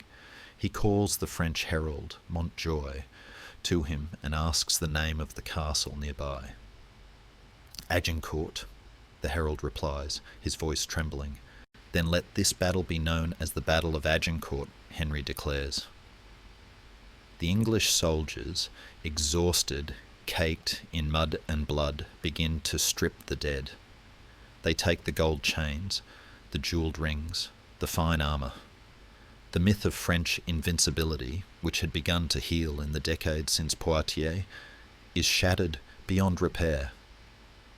The longbow has once again triumphed over the lance, but the true victor was the mud, the stake, and the cold, unyielding will of a king who refused to accept the logic of defeat. The survivors limp toward Calais, not as a conquering parade, but as men waking from a fever dream, leaving behind them a field where the chivalric age lies face down in the dirt, suffocated by the weight of its own obsolescence. The narrative lifts from the muddy, silent grave of Agincourt and drifts through a decade of despair, moving south to the sun-baked, desperate lands of the Loire Valley. It is 1429, and France is not merely on its knees, it is effectively in the grave. The Treaty of Troyes has been signed, a humiliating document that disinherited the Dauphin Charles and declared Henry then Bim's heir to be the king of both England and France. The English regent, the Duke of Bedford, rules Paris with an iron fist, and the legitimate heir to the French throne, Charles VII, is holed up in the castle of Chinon. Paralysed by doubt, poverty, and depression, he is known derisively as the King of Bourges, a monarch of a shrinking kingdom who cannot even afford new boots, let alone an army. The English are tightening the noose around Orléans, the last great stronghold loyal to the Valois cause. If Orléans falls, the South falls, and France ceases to exist as a nation, becoming merely a continental colony of the Plantagenets. The world is grey, hopeless, and utterly devoid of miracles. And then, a teenage girl walks out of the morning mist in Lorraine. Her name is likely Jehanne, though history will immortalise her as Joan of Arc, the Maid of Orleans. She is an illiterate peasant from Domremy, a village on the fraying edge of the frontier, where the raids are frequent and the cattle are nervous. She does not bring gold or soldiers or a new siege engine. She brings a voice. She claims that Saint Michael, Saint Catherine, and Saint Margaret have spoken to her in her father's garden, telling her to drive the English out of France and crown the Dauphin at Reims. It is a claim so preposterous, so dangerously insane, that the local garrison commander initially tells her cousin to take her home and beat her. But Joan is a force of nature, a singularity of will that defies the medieval gravity of gender and class. She cuts her hair, dons men's clothes, a biblical transgression that will later be used to burn her, and rides across enemy territory to Chinon. The meeting between Joan and Charles VII is one of the great cinematic moments of history. To test her, Charles hides himself among the crowd of courtiers, placing a decoy on the throne.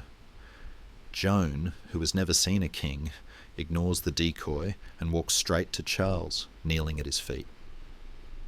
She whispers something in his ear, a secret that remains unknown to this day, though historians speculate she confirmed his legitimacy, soothing the nagging fear that he was a bastard. Whatever she said, the effect is electric. The lethargic, doubting Dauphin suddenly straightens his spine. He gives her a suit of white armour, a sword found behind the altar of a church, and a banner embroidered with lilies. He sends her to Orleans not as a general, she knows nothing of logistics, but as a mascot, a living relic of God's favour. When Joan arrives at Orleans, the seasoned French commanders, like the famous bastard of Orleans, Jean de Dunois, are sceptical. They treat her like a mascot, patting her on the head and telling her to stay out of the war room. Joan, however, has not come to be a cheerleader. She has come to be a disruptor. She dictates furious letters to the English, commanding them to surrender the keys to the city or face the wrath of God. The English soldiers, who have spent decades mocking the French, are suddenly unnerved. They yell back that she is a cowgirl and a whore, but their laughter is thin. They are superstitious men, and the idea that God might have switched sides is a terrifying thought. On the battlefield, Joan's impact is visceral. She rejects the cautious defensive strategy of the professionals. When the commanders say, "Wait for reinforcements," Joan says, "Attack." She leads by sheer, reckless example, charging the English fortifications, the bastilles, holding her banner high. She is the first over the wall, the first into the breach. During the assault on the Tourelles, the key fortress blocking the bridge, she's struck by an arrow between the neck and shoulder. The English cheer, thinking the witch is dead. But Joan is pulled from the field, cries for a moment like the teenage girl she is, pulls the arrow out, or has it pulled, slaps a poultice of lard and olive oil on the wound, and returns to the fight. The sight of her white banner rising again from the smoke breaks the English spirit. They panic. "She is not human," they cry. The French, emboldened by this miracle, surge forward with a ferocity they haven't felt since the days of Charlemagne. Orleans is saved. The siege is lifted. The Maid has done the impossible in 9 days. But Joan is not done. She drags the reluctant Charles to Reims, marching deep into English-held territory. Cities that should resist simply open their gates, awed by the momentum of the miracle. Charles VII is crowned in the cathedral, the holy oil anointed on his forehead, turning the King of Bourges into the King of France. The psychological tide of the war has violently reversed. The English are no longer fighting a defeated enemy, they are fighting a crusade. However, the tragedy of Joan is that she is a shooting star. Brilliant, blinding, and short-lived. Her utility to the politicians begins to wane. Charles, now crowned, wants to negotiate. Joan wants to keep fighting. She's captured at Compiègne in 1430, pulled from her horse by a Burgundian archer. The king she crowned does nothing to save her. He does not offer a ransom. He does not send an army. He leaves her to the wolves. She is sold to the English, who are desperate to prove that she is a witch. For if she is a witch, then Charles's coronation is invalid. The trial at Rouen is a masterclass in corruption and courage. Joan, an uneducated peasant, faces dozens of theologians and lawyers determined to trap her. They ask her trick questions, theological landmines designed to blow her apart. When asked, "Do you know yourself to be in God's grace?" a trap, for to say yes is heresy, claiming certainty of salvation, and to say no is a confession of guilt. She replies with a simplicity that stuns the room. "If I am not, may God put me there, and if I am, may God so keep me." The scribes stop writing, their pens hovering in shock. She outwits them time and again, but the verdict is predetermined. She is condemned as a relapsed heretic, primarily for the crime of wearing men's clothing. On May 30th, 1431, she's led to the stake in the old marketplace of Rouen. She asks for a cross. An English soldier, moved by a sudden pity, fashions a small one from 2 twigs. She holds it to her chest. As the flames rise, she does not scream curses. She screams, "Jesus, Jesus!" It is said that even the English executioner wept, crying out, "We are lost, for we have burned a saint." Her ashes are thrown into the Seine, so no relics can be kept. But the English have made a fatal error. By burning her, they have not destroyed her. They have distilled her. She is no longer a troublesome teenage girl. She is a martyr, a pure idea of French resistance that cannot be killed by arrows or fire. Joan's death marks the spiritual turning point of the war. She broke the paralysis of the French soul. She taught a generation of soldiers that the English were not invincible demons, but men who could be beaten. She reintroduced the concept of offence, of aggression, of belief. The war will drag on for another 20 years, but the English are now fighting a ghost. They are fighting the memory of the White Banner. The Longbows are still deadly, and the English garrisons are still strong, but the momentum has shifted irrevocably. The French now believe they are destined to win, and in war, belief is half the battle. As the smoke from Rouen clears, we see a new France rising from the ashes, a nation that is beginning to understand that it is a nation, not just a collection of feudal estates. The maid is dead, but she has awoken the sleeping giant. The king she crowned, Charles VII, will now undergo his own transformation, shedding his indecision to become the architect of victory. He will not use miracles. He will use money, organisation, and a new terrifying powder that smells of hellfire. The age of the saint is over. The age of the cannon is about to begin. The fire that consumed Joan has been extinguished, but a different kind of fire is being kindled in the foundries of France, a fire that will melt the walls of the English Empire. The smoke from Joan's pyre dissipates into the grey skies of northern France, and the narrative camera moves indoors, leaving the muddy battlefields for the quiet tapestry-hung chambers of the Royal Council. It is the late 1430s and early 1440s, and the fever pitch of religious ecstasy has cooled into the cold, hard steel of administrative reform. We find ourselves looking over the shoulder of King Charles VII, a man who has grown from the trembling, indecisive Dauphin into a monarch known as Charles the Victorious, or, perhaps more accurately, Charles the Well-Served. He is not a warrior king, like Henry V. He does not sleep in the mud or lead charges. He is a manager, a CEO of the state who understands that while miracles are excellent for morale, they are terrible for logistics. The problem facing France is no longer just the English, it is the peace. Every time a truce is signed, thousands of soldiers are discharged with no pay and no way home. These men form bands known as écorcheurs, literally flayers or skinners, because they strip the land of everything down to the very shirts on the peasants' backs. They are a plague of locusts in rusty armour, drifting across the countryside, burning, raping, and looting. They are the cancer of the feudal military system, proof that a temporary army creates a permanent problem.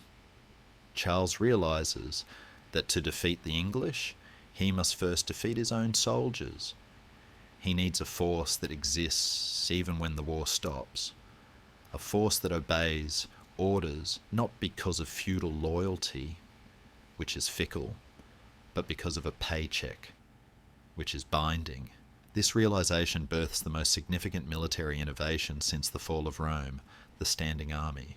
In 1439, at the Estates General in Orleans, Charles pushes through a radical piece of legislation that changes the social contract of Europe forever. He demands the right to levy a permanent tax, the taille, to support a permanent military force. The nobility is horrified. For centuries, their tax exemption was based on the blood tax.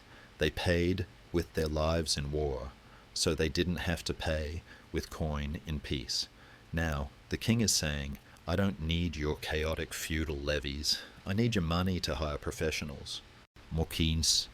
It is the moment the monopoly on violence shifts from the local lord to the central state.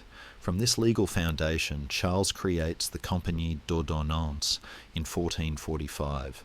We watch as the chaotic, colourful mess of the medieval host is organised into a grid of terrifying efficiency. The army is divided into companies, each containing 100 lances. But a lance is not just a stick, it is a tactical unit of 6 men, 1 heavy man-at-arms, a gendarme in full plate, a squire, a page, 2 archers, and a valet, often armed with a dagger or spear. This means a company of 100 lances is actually a regiment of 600 men, all mounted, all professional, and all paid a regular wage. We see them lined up for inspection, a scene of startling uniformity in an age of individualism. Their armour is polished, their horses are fed, and crucially, they are not looting the nearby village because they have money in their pockets. The king has turned the flayers into policemen. The captains of these companies are chosen for their competence, not just their birth, creating a meritocracy that enrages the old guard. A famous scholarly debate exists over whether this moment marks the true birth of absolutism in France, the point where the king became powerful enough to ignore his nobles, or if it was simply a desperate survival mechanism that accidentally created a superpower. Regardless of the intent, the result is a machine. To complement these heavy cavalry units, Charles attempts to solve the English problem, the lack of high-quality infantry. He establishes the Frank archers, free archers. The decree demands that every parish in France select 1 man to be equipped as an archer. In exchange for training on feast days and serving when called, this man is exempt from taxes, hence free. It is a direct attempt to clone the English yeomanry to build a reservoir of living artillery on French soil. We see a French peasant, perhaps a blacksmith's son, receiving his brigandine jacket, his sallet helmet, and his bow. He is awkward at first, lacking the skeletal warping of the English lifelong archers, and the Frank archers will eventually gain a reputation for being somewhat unreliable and prone to looting, giving us the French literary archetype of the cowardly soldier. However, their creation signals a shift in mindset. The French are no longer too proud to shoot from a distance. They are adapting. The army is becoming a combined arms force, integrating the heavy shock of the gendarme with the ranged harassment of the archer. The man enforcing this new discipline is Arthur de Richemont, the Constable of France. He is a grim, uncompromising figure who hates the English with a passion. Having been captured at Agincourt and spent years in their prisons, he treats the new army with a severity that borders on cruelty. We see him riding through the camps, checking that the men are not gambling away their armour or bringing women into the tents. When he catches a soldier stealing a chicken from a peasant, he doesn't fine him. He hangs him. It is a brutal education, but it works. The peasantry, who once fled from the sight of any soldier, French or English, begin to see the king's troops as protectors. The roads become safe. Commerce begins to flow again. The tile flows into the treasury, and the treasury flows into the army, creating a positive feedback loop of power. The English commanders, sitting in their castles in Normandy, look out at this transformation with growing unease. They are used to fighting a chaotic, fractious enemy that dissolves every winter. Now they are facing a corporation. The English are still relying on the indenture system, hiring captains to bring companies for short campaigns, a system that is becoming increasingly expensive and inefficient as the war drags on. The French have industrialized war.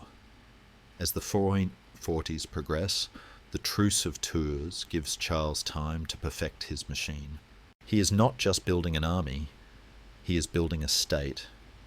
We see the administrative offices of the king, filled with lawyers and clerks scratching away at parchment. These men, often of humble birth, are the gears of the new war. They track the payroll, the supply lines, the inventory of arrows and lances. It is less romantic than the Round Table, but it is infinitely more effective. The pen is indeed mightier than the sword, provided the pen is signing the checks for 20,000 swords. The sensory experience of the French camp changes. It no longer smells of roasting stolen pigs and anarchy. It smells of oiled leather, horse fodder, and the metallic tang of sharpened steel. There is a hum of purpose. The soldiers are drilling. They are learning to charge in formation, knee to knee, a wall of steel that hits with a single, devastating impact. They are learning to coordinate with the archers. They are becoming professionals. The word soldier itself comes from the Latin solidus, a coin, a man who fights for pay. France has finally embraced the definition. Charles VII, the man who once thought of fleeing to Scotland, now sits securely on his throne, watching the reports pile up. He knows the truce will not last forever. The English are still in Normandy. They are still in Gascony. They still hold the lands of his ancestors. But now he is not afraid. He has forged a weapon that does not rely on the bravery of a few knights or the intervention of a saint. He has built a machine that runs on taxes and discipline. And in the shadows of this new army, another innovation is being wheeled into position. Something that requires the professional logistics he has just created. It is heavy, it is dirty, and it requires a team of mathematicians to operate. The Bureau brothers are finalising their designs. The professional soldiers are ready to march, but they will not be marching alone. They will be marching alongside monsters of iron and bronze. The professional turn has set the board. Now the pieces are about to move. The sun sets on the era of the feudal levy, and the long shadow of the state stretches across Europe, a shadow that looks suspiciously like the bars of a cage or the lines of a regiment. The king is ready. The check has cleared. The war is about to resume, but this time it will be strictly business. The narrative focus shifts now from the parade grounds of the new professional army to the smoky, sulphurous interior of a foundry on the outskirts of Paris, where the true future of warfare is being cast in bronze and iron. It is the late 1440s, and the air here does not smell of horses or sweat. It smells of hellfire, a pungent, stinging mix of charcoal, sulphur, and saltpeter that clings to the clothes and stains the skin. In the centre of this industrial inferno stand two men who look nothing like the heroes of a chivalric romance. They are not tall, golden-haired knights with pedigrees tracing back to Charlemagne. They are Jean and Gaspard Bureau, Zhao is, of all things, a lawyer, a man of quills and ledgers, a bureaucrat who understands that the most dangerous weapon in the world is not a sword, but a budget properly applied to physics. His brother, Gaspar, is a master of logistics. Together, they are the masters of fire, the architects of an artillery train that will make the stone walls of the Middle Ages as obsolete as a thatched roof in a thunderstorm. They are the Steve Jobs and Wozniak of the 15th century, disruptors who are about to introduce a killer app that crashes the operating system of feudalism. To understand the revolution the Bureau brothers are engineering, we must first understand the sorry state of gunpowder before they arrived. For a century, cannons had been noisy, terrifying, but largely inefficient beasts. They fired stone balls that often shattered on impact rather than shattering the wall. They used serpentine powder, a fine dust-like mixture that was a nightmare to transport. The sulphur, charcoal and saltpeter would separate in the barrel during travel, forcing gunners to remix it on the battlefield like bakers making a deadly cake. Worse, it absorbed moisture, turning into useless black sludge in the damp French climate. It burned slowly, creating a fizz rather than a bang. The Bureau brothers change everything.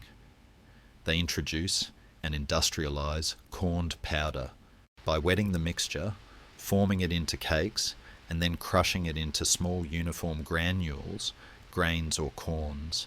They create a substance that allows air to circulate between the particles. When ignited, the flame spreads instantaneously through the gaps. The result is not a push, it is an explosion. The pressure generated is exponentially higher, capable of driving an iron ball, which is denser and harder than stone, with terrifying velocity. Historians still argue about exactly when corning became widespread, but there is no debate that under the bureaus, French gunpowder became the most volatile substance on Earth. We watch Jean Bureau inspecting a new batch of cannons.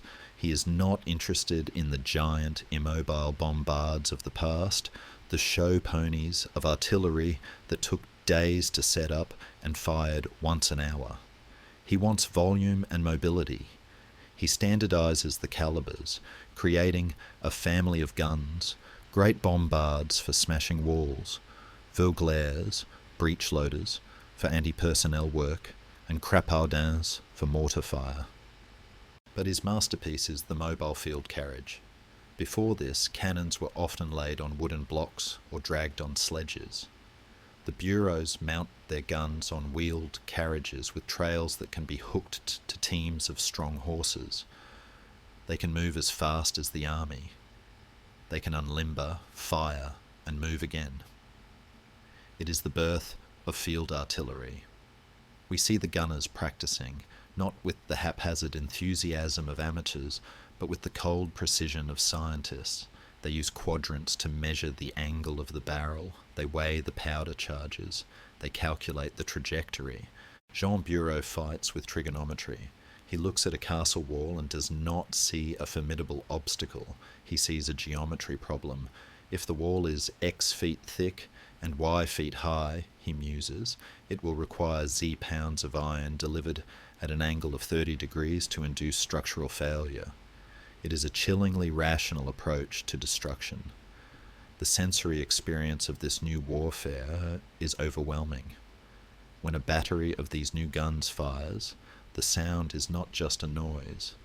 It is a physical blow that liquefies the air. The roar, described by chroniclers, is accompanied by a cloud of thick white smoke that blinds the crew and tastes of rotten eggs. The gunners are men apart, a strange priesthood of soot-covered technicians who speak a language of ladles, rammers, and sponging. They are often deaf, their ears ruined by the concussions, communicating in hand signals amidst the thunder. They are feared by the common soldiers, who believe they traffic with the devil. After all, they are harnessing the very smell of hell to kill men from afar. But Jean Bureau does not care about superstition. He cares about results. He knows that the English are sitting comfortably in their castles in Normandy, believing that the thick stone walls that have protected them for centuries are still invulnerable. They are wrong. The walls were built to withstand trebuchets and battering rams, slow, heavy impacts. They are not built to withstand the high-velocity punch of an iron cannonball driven by corn powder. As the Truce of Tours nears its end in 1449, the Bureau brothers assemble their masterpiece. The French artillery train is no longer a collection of random guns. It is a siege machine. It consists of dozens of heavy bombards and hundreds of smaller pieces supported by thousands of wagons carrying powder, shot, and spare parts. It is a logistical leviathan. We see the horses straining in their harnesses, the wheels churning the mud, the drivers shouting. Jean Bureau rides, at the head of this column, a small, unassuming man on a mule. He famously preferred mules to war horses, checking his lists. He knows exactly how many shots he has for each gun. He knows how long it takes to breach a 6-foot wall, about 4 hours, versus a 10-foot wall, perhaps a day. He has reduced the siege, the most glorious and tragic event of medieval warfare, to a timetable. The English commanders, men like the brave but old-fashioned John Talbot, Earl of Shrewsbury, are unaware of the monster heading their way. They still believe in the longbow, in the charge, in the good old days of Agincourt. They do not understand that the game has changed. The longbow is a weapon of flesh and bone. It kills men. The cannon is a weapon of chemistry and physics. It kills geography. It removes the very thing that makes a knight safe, his castle. As the French army marches north into Normandy in the summer of 1449, the atmosphere is electric with anticipation. The soldiers know that something new is happening. They are not just marching to fight. They are marching to watch a demolition. The era of the impregnable fortress is over. The era of the kill box has arrived. The Bureau brothers have turned the battlefield into a laboratory, and the English are about to become the test subjects. The sun glints off the bronze barrels of the culverins, a golden shine that promises a dark future. The silence of the truce is about to be broken by a sound that will ring in the ears of Europe for 500 years, the deafening cracking boom of the modern age, arriving at 1,000 feet per second. The summer of 1449 arrives in Normandy not with the buzz of bees or the song of larks, but with the rumble of thunder that has no storm to accompany it. The truce of Tours has shattered, and the French army, the new machine of Charles VII and the Bureau brothers, is crossing the frontier. We are witnessing the first blitzkrieg in European history. Though it moves at the speed of a horse-drawn cannon rather than a tank. For the English garrison stationed in the castles of Normandy, the world is about to turn upside down. These men, many of whom have lived in France all their lives, are accustomed to the leisurely rhythm of medieval sage warfare. In the old days, a siege was a slow, polite affair of starvation and negotiation. You surrounded the castle. You waited for the food to run out. You exchanged insults, and eventually you made a deal. It was a war of patience, but Jean Bureau does not have patience. He has gunpowder. The campaign that unfolds is a blur of motion and violence that leaves the chroniclers of the time breathless, their quills struggling to keep up with the list of falling cities. The French army sweeps through the province like a scythe through ripe wheat. Verneuil, Pont-Audemer, Lisieux, names that had been English strongholds for decades, fall not in months, but in days. We zoom in on the siege of Harfleur, the very town that cost Henry IV so much blood and time in 1415. Henry had spent weeks starving the defenders, losing a third of his army to dysentery in the process. Charles VII arrives in 1449, and the script is radically different. The Bureau brothers wheel their heavy guns into position, digging trenches in the night to protect the crews. When the sun rises, the bombardment begins. It is a terrifying, rhythmic pounding. The iron balls do not chip the stone, they smash it.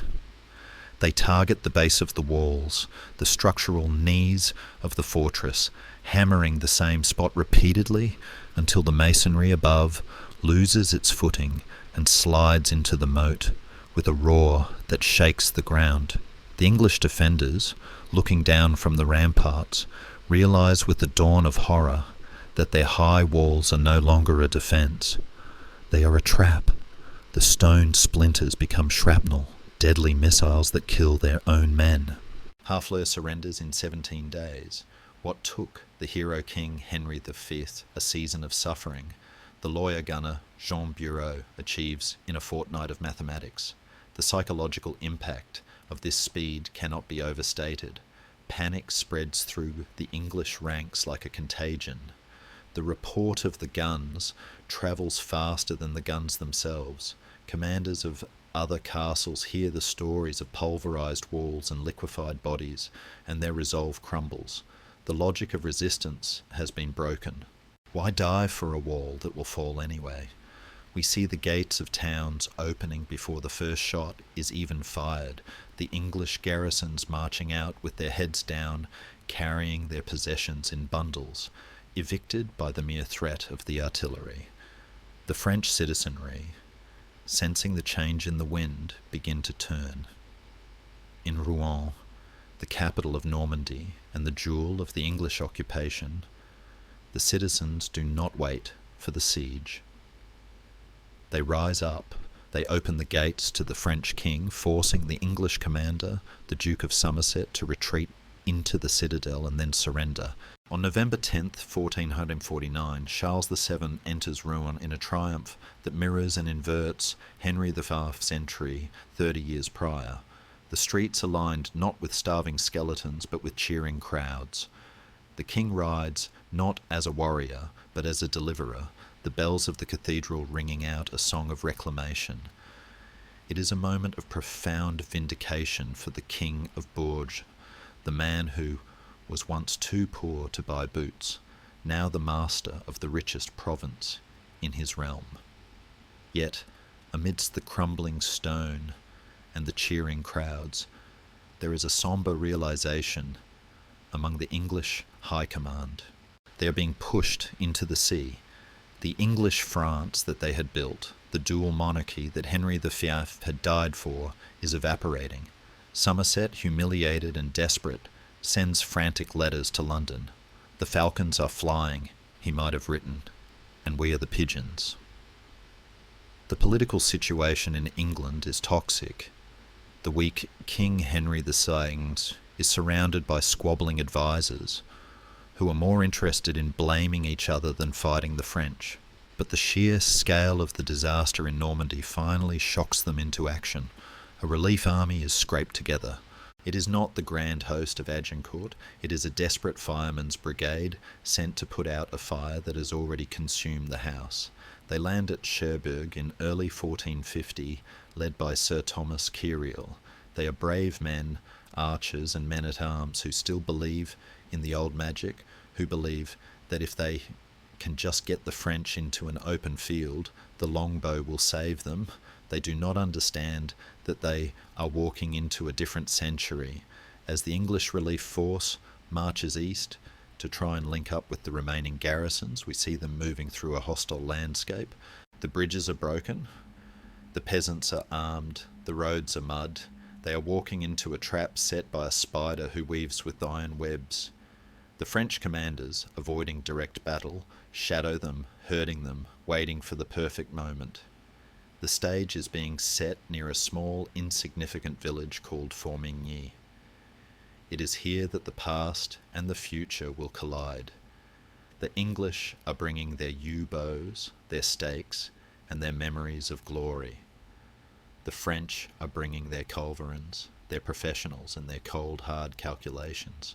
The camera lingers on the crumbling tower of a nameless Norman castle, the dust of its collapse drifting over the green fields, a visual metaphor for the end of the Middle Ages. The stone that once meant safety now means death. The walls have come tumbling down, and with them the illusion of permanence. The English are naked under the sky, and the storm is gathering on the horizon, a storm that smells of sulphur and speaks with a voice of thunder. The race to the sea is over. The stand at the edge of the world is about to begin. The narrative lens tightens now, focusing on a small, unassuming valley near the village of Formigny, just a few miles from the invasion beaches of a much later war. It is April 15th, 1450. The English relief army, led by Sir Thomas Kyriel, has halted here. They are tired, they are hungry, but they are confident in the way that only men addicted to the past can be. Kyriel looks at the terrain and sees a perfect Agincourt. He has a stream to protect his rear, a garden and orchard to break up the enemy charge, and a gentle slope to give his archers height. He orders the men to deploy. The archers, with the muscle memory of 100 years of dominance, drive their sharpened stakes into the ground. They dig small potholes to trip the French horses. They uncase their bows, check their strings, and wait. It is a ritual as old as their grandfathers, a defensive masterpiece that says to the French, "Come and get us, charge us, and die." But the French commander, the young Count of Clermont, has no intention of playing his part in this reenactment. He arrives on the field, sees the English herringbone formation of stakes and archers, and stops. He does not order the charge. He does not send his knights into the meat grinder. Instead, he turns to the men in the sooty leather aprons who have accompanied his army. He nods to the artillerymen. 2 heavy culverins are wheeled forward. They are not pushed into the chaotic melee. They are positioned carefully, deliberately, on the flank of the English line, well beyond the reach of even the strongest longbow. The English watch this with a mix of confusion and mockery. What can 2 guns do against 4,000 archers? They are about to find out. The first shot booms out, a cloud of white smoke drifting lazily in the spring air. The iron ball screams across the gap and smashes into the English line. It doesn't hit a single man. It hits a file of men, ploughing through 3 or 4 archers before burying itself in the earth. Then the second gun fires, then the first again. It is a slow, methodical execution. The English archers, the kings of the battlefield for a century, stand helpless. They draw their bows, aiming at the distant gunners, but their arrows fall short, sticking harmlessly in the turf. They are outranged. The equation has flipped. For the first time, the living artillery is being destroyed by actual artillery. The psychological effect is devastating. These men are trained to endure a charge, to fight hand to hand, to stand firm against cavalry. They are not trained to stand still and be dismantled by geometry. The cannonballs shatter the stakes, the bodies, and the morale of the English yeomen. It is death by math, a cold, impersonal slaughter that offers no chance for valour. Kyriel realises he is being murdered from a distance. He cannot stay there and die. He has to move. The discipline of the English line breaks, not from cowardice, but from the unbearable frustration of impotence. A wing of the English army charges out from behind their stakes, screaming with rage, sprinting across the field to silence the guns. It is a moment of desperate bravery. They reach the artillery, hacking down the gunners and seizing the cannons. For a brief, shimmering moment, it looks like the old courage has won. They have taken the guns, but in doing so, they have abandoned their defensive position. They have broken their formation. And this is exactly what the French were waiting for. As the English struggle to drag the captured guns back to their lines, a new sound is heard, not the boom of cannons, but the thunder of hooves. From the south, Arthur de Richemont, the grim constable of France, arrives with the Breton cavalry. He is marched to the sound of the guns. He hits the disorganised English flank like a sledgehammer hitting glass. The English, caught in the open, their formation ruined by their own attack, are swept away. The archers, without their stakes, are just men in leather jackets fighting men in plate armour. The slaughter is total. The Agincourt formation, the tactical holy grail of the English military, has been unlocked and dismantled. The longbow did not fail. The system failed. The English were forced to leave their fortress of stakes because they could not endure the fire of the guns. Formigny is not just a defeat, it is an obsolescence event. As the sun sets on the carnage, 3,000 English soldiers lie dead. The relief army is destroyed, Normandy is lost. The survivors flee to Bayeux, but they leave behind more than their comrades. They leave behind the idea of English superiority. The longbow, the weapon that killed the French nobility at Crécy, has met its match in the black powder of the Bureau brothers. The archer is no longer the master of the field, he is merely a target for the gunner. The age of gunpowder has not just dawned, it has arrived at high noon, burning away the shadows of the feudal past. The road to the coast is open, and the French army marches on, their wheels creaking under the weight of the guns that have rewritten the rules of war. The narrative moves south now, away from the cold, damp fields of Normandy to the warm, sun-drenched vineyards of Gascony, the ancient heart of the English presence in France. It is the summer of 1453. The 100 Years' War has dragged on for so long that it has become the background radiation of European life, a constant low-level hum of violence that everyone assumes will last forever. But in a small fortified camp near the town of Castillon, a man is drawing a line in the dirt that will mark the end. Jean Bureau, the lawyer-turned-artillery genius, is busy. He is not preparing for a battle in the traditional sense. He is designing a kill box. He has brought 700 labourers to this spot on the banks of the Lidoire River, and for days they have been digging. They are constructing a massive, uneven earthwork fortification, a trench system that stretches for nearly a mile. But this is not a castle meant to keep people out, it is a trap meant to lure people in. Inside this perimeter, Bureau places his orchestra of death. He positions 300 cannons, an unheard-of concentration of firepower. He places them wheel to wheel, hidden behind the earthworks, their black mouths pointing toward the open plain. He places archers and handgunners in the ditches. He creates crossfire zones where every inch of ground is covered by multiple angles of fire. It is an industrial slaughterhouse disguised as a camp. Bureau knows his enemy. He knows that the English are led by John Talbot, the Earl of Shrewsbury, a man so legendary, so steeped in the aggressive chivalric code of the past, that he is incapable of refusing a fight. Bureau is counting on Talbot's bravery. He is banking on the fact that the old lion will charge the new trap. John Talbot is 80 years old, or perhaps slightly younger. Records are fuzzy, but he is ancient for a soldier. He is the English Achilles, the terror of the French, a man who has spent his entire life in the saddle. He has landed in Bordeaux to a hero's welcome, the Gascons cheering the return of their English masters, preferring distant English rule to the heavy taxes of the French king. Talbot has quickly retaken several towns, fueled by the adrenaline of his own legend. When he receives reports that the French are besieging Castillon, he does exactly what Bureau wants him to do.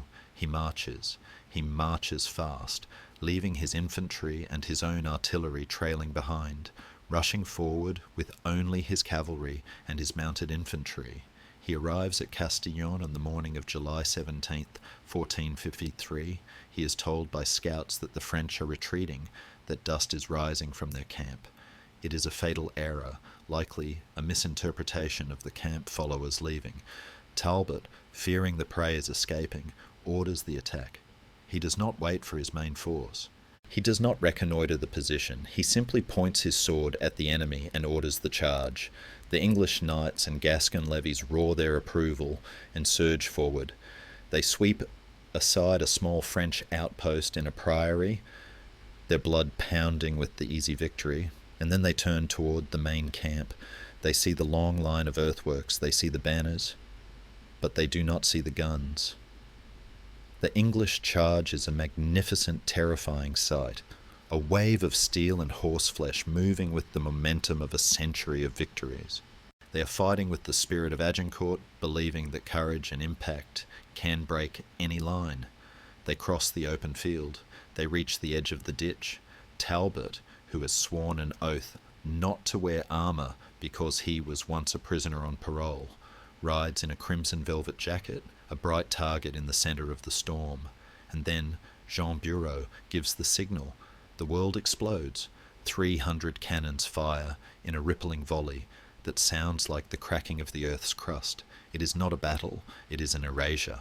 The grape shot and canister fire, bags of scrap metal, nails and flint packed into the cannons, tear through the English ranks. The effect is gruesome. Men are not just killed, they are disassembled. Horses are blown apart. The front rank of the English charge simply vanishes in a pink mist of blood and smoke. The physical blow that liquefies the air knocks men from their saddles 50 yards away. The roar is so loud, it is heard miles away.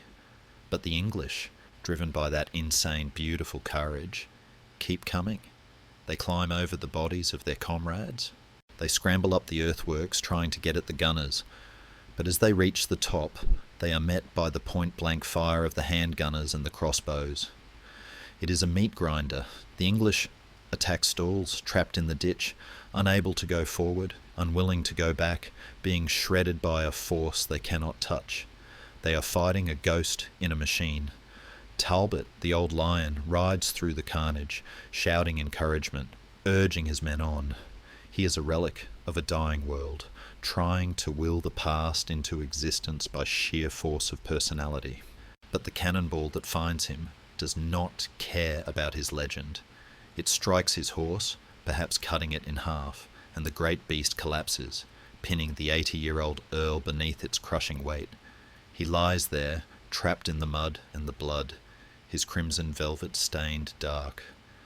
A French archer, a man named Michel Perounin, sees the fallen commander. He does not offer to take him prisoner. He does not ask for a ransom. He swings a battle axe. The blow splits Talbot's skull. The English Achilles is dead. With Talbot's death, the spell breaks. The English turn and flee, but there is nowhere to go.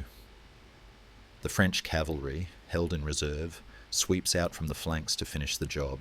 The pursuit is merciless. The Dordogne River runs red. The Battle of Castillon is over.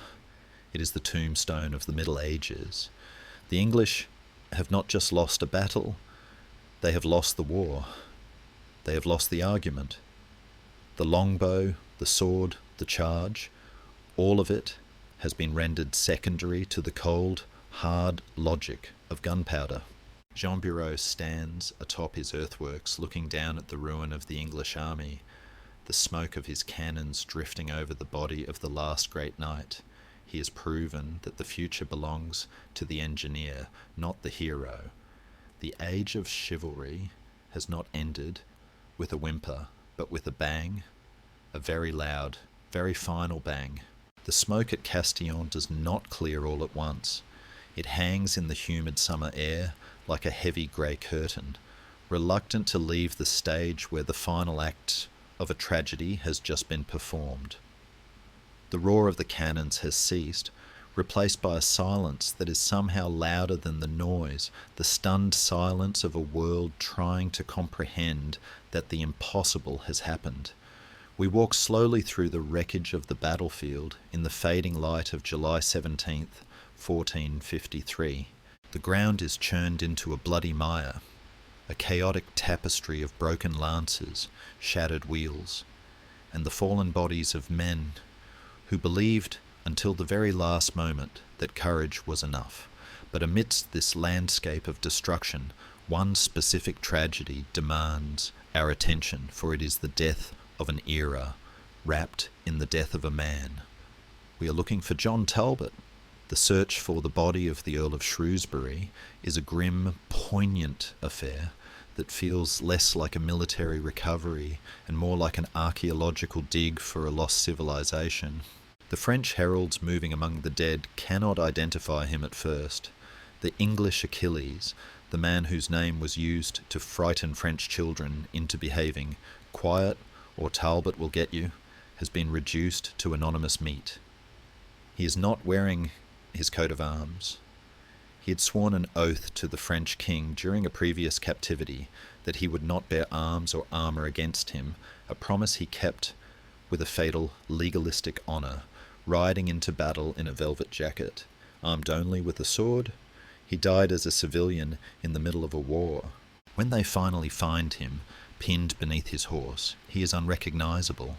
His face, the face that had scowled across 100 battlefields, has been destroyed by the axe blow that finished him. It falls to his own herald, a man who has served him for 40 years, to perform the final, heartbreaking duty. The herald kneels in the mud, weeping, and searches the mouth of the corpse for a missing tooth on the left side, the only mark that remains of the man he knew. When he finds it, he kisses the dead man's hand and whispers, "Lord Master, it is you. I pray to God to pardon your sins. I have been your officer of arms for 40 years and more, and it is time that I should make you some return." He takes off his own tabard, the coat bearing the arms of the office, and lays it gently over the body.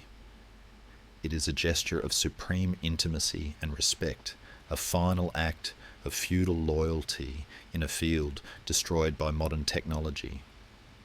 Talbot's death sends a shockwave through Europe that travels faster than any ship. He was 80 years old, a relic of the days of Henry Thesfauth, a living fossil of the chivalric age. To the English, he was invincible. To the French, he was the devil. For him to die, not in single combat with a worthy peer, but blasted by a cannon and hacked by an archer, feels wrong. It feels like a violation of the script. It signifies that the rules of the game have changed irrevocably. The last knight has fallen, and with him, the romantic illusion of the 100 Years' War is buried.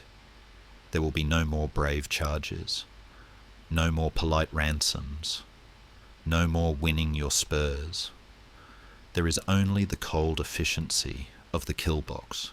The French commanders, even in their victory, look upon his body with a solemn reverence.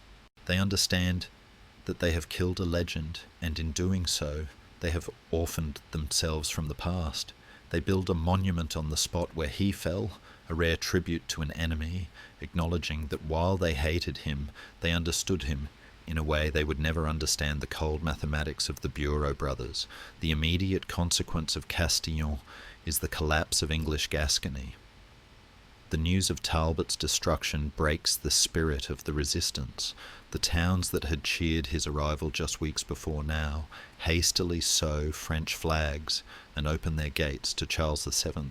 Bordeaux, the proud capital of the region, the city that has been English for 300 years, longer than it has been French, surrenders in October. The English garrison sails away, taking with them the last vestiges of the Plantagenet Empire. There is no great final siege, no starving defiance. They simply leave. The bond is broken. The wine trade, the cultural exchange, the shared history, it is all severed by the smoke of the culverins. We watch the ships leaving the harbour, their sails full of the autumn wind, carrying the broken remnants of the army back to an England that is itself on the brink of civil war. The War of the Roses is about to begin, a cannibalistic struggle that will consume the English nobility, turning their aggression inward because there is no longer a France to conquer, As the sun sets on the year 1453, the map of Europe has been redrawn.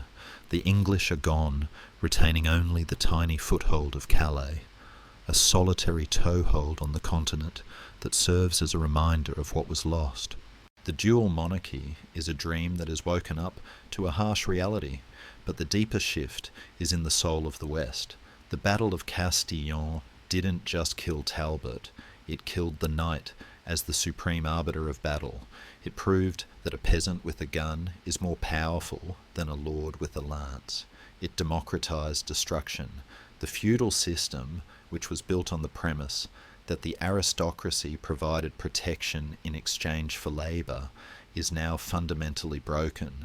If the knight cannot protect you from the cannon, why should you serve him? The seeds of the modern world, of professional armies, of centralised states of social mobility, are watered by the blood of the old order. We leave the grave of Talbot, now quiet under the stars, and feel the weight of centuries lifting. The armour is rusting in the field. The longbows are unstrung. The cannons are cooling. The long, violent, shouting match between England and France has finally run out of breath. The ghost of the Middle Ages is fading, walking away into the mist, making room for the Renaissance to step into the light. The story of the war is over, but the story of what it created is just beginning. The camera pulls back now, rising higher and higher until the bloody fields of Castillon, the smoking ruins of Rouen, and the muddy trenches of Agincourt are all visible at once, shrinking into the patchwork quilt of a continent that has finally stopped bleeding. The 100 Years' War is over. There is no single moment of universal peace, no grand treaty signed with golden quills that magically stops the fighting. Indeed, the English kings will stubbornly continue to call themselves Kings of France on their official letterhead until 1801, a bit of bureaucratic denial that persists for nearly 4 centuries, like an unwanted subscription they forgot to cancel. But the reality on the ground is undeniable. The guns have fallen silent. The English ships have sailed away, leaving the French coast to the French people. The silence that settles over Europe in the late 1453 is profound, a deep exhalation after a century of holding its breath. It is a silence that marks the boundary between two worlds. If you were to stand on a hill in 1337, you would see a world of castles, knights, and feudal oaths. If you stand on that same hill in 1453, you see a world of standing armies, centralised taxes, and gunpowder. The middle has fallen out of the Middle Ages. The transition is not just political, it is psychological. The definition of courage itself has shifted. In the days of the Black Prince, courage was a personal thing, a matter of individual flair and shiny armour. By the days of Jean Bureau, courage is collective. It is the discipline to stand in a line while a mathematician fires a cannon over your head. The hero has been replaced by the soldier. In England, the end of the war brings a bitter harvest. The thousands of professional soldiers who return home, men whose only skill is violence, do not beat their swords into ploughshares. They simply look for new employers. They find them in the rival houses of York and Lancaster. The loss of France acts as a pressure cooker with a sealed lid, turning the aggression inward. The Wars of the Roses erupt almost immediately, a cannibalistic civil war that will devour the English nobility just as effectively as the French cannons did. The yeoman archers, once the terror of the continent, will spend the next 30 years slaughtering each other in muddy English fields like Towton, using the skills honed at Crécy to kill their own neighbours. It is a tragic coda to their glory, a reminder that a weapon, once forged, demands to be used. England will eventually emerge from this chaos under the Tudors, turning its eyes away from the fields of France and toward the oceans, beginning the transformation into a naval power that will one day rule a different kind of empire. The loss of Gascony, while painful, forces England to become an island again, to define itself by the sea rather than the sword. In France, the transformation is even more profound. The war has forged a nation. Before 1337, France was a theoretical concept, a patchwork of dialects and loyalties where a man felt more kinship with his local duke than the distant king. After 1453, France is a state. The suffering of the occupation, the shared trauma of the chevauchés, and the inspiring myth of Joan of Arc have soldered these disparate pieces together. King Charles VII and his son, the cunning Louis XVIII, known as the Universal Spider, will use the standing army and the permanent tax to crush the remaining independent feudal lords. The Duke of Burgundy, the last great rival to the French crown, will eventually fall, his chivalric dreams shattered by the Swiss pikemen and the new artillery. The path to the absolute monarchy of the Sun King is paved with the stones of the castles destroyed by the Bureau brothers. The war has taught the French that a strong king is the only insurance against the apocalypse. But the year 1453 is not just the end of this specific war. It is often cited by historians as the hinge of history. In the East, in that same fateful year, the great walls of Constantinople fall to the Ottoman Turks, shattered by massive cannons that make Jean Bureau's guns look like toys. The fall of the Eastern Roman Empire sends a flood of Greek scholars and ancient texts fleeing west into Italy, fueling the intellectual fire of the Renaissance. At roughly the same time, in a workshop in Mainz, a goldsmith named Johannes Gutenberg is figuring out how to use movable type to print a Bible. The world is accelerating. The longbow, which relied on a lifetime of physical training, is giving way to the musket, which can be taught in a week. The manuscript, which took a monk a year to copy, is giving way to the printing press, which can produce 1,000 copies in a month. The barriers to entry for both violence and knowledge are collapsing. The knight in his castle, who held the monopoly on power, and the priest in his monastery, who held the monopoly on truth, are both watching their walls crumble. As we take our final look at this century of struggle, we must spare a thought for the longbow itself, the silent protagonist of our story. It does not disappear overnight. It will remain in the English armoury for another century, lingering like a beloved old dog that is too old to hunt but too loyal to put down. Henry VIII will still practice with it. Armies will still carry it. But its time has passed. The yew trees of England can finally grow in peace, no longer harvested to feed the hunger of the war machine. The skeletons of the archers, twisted by their service, lie in the churchyards, returning their calcium to the soil. They were the bridge between the medieval and the modern, the common men who taught kings that they were mortal. And what of the knight? He does not vanish, but he changes. He steps off the battlefield and into the storybook. He becomes a figure of romance, of jousting tournaments that are more sport than war. He becomes Don Quixote, tilting at windmills, a beautiful, foolish anachronism in a world of accountants and engineers. The age of chivalry did not die because men stopped being brave. It died because bravery was no longer enough. The math won. The sun sets one last time on the landscape of our history. The grass has grown over the mud of Agincourt. The vineyards of Bordeaux are green and heavy with fruit. The rebuilt walls of Orléans glow in the twilight. The voices of the Black Prince, of Henry V, of Joan, of Talbot, they are all whispers now, carried on the wind. They fought for crowns that have rusted and claims that have been forgotten. But in their struggle, they birthed the world we know. The borders they drew, the national identities they forged, and the technologies they unleashed are the foundations of modern Europe. The smoke has cleared, the screams have faded, and the long, dark night of the 14th and 15th centuries is giving way to the dawn of the early modern era. The story of the bow and the gun is done. The soldiers can sleep now. The war is over. The fires of the camps have burned down to glowing embers, and the heavy iron cannons are cold to the touch, sleeping giants under the blanket of the night. The sound of the marching drums has faded away, replaced by the gentle rhythmic breathing of a world at rest.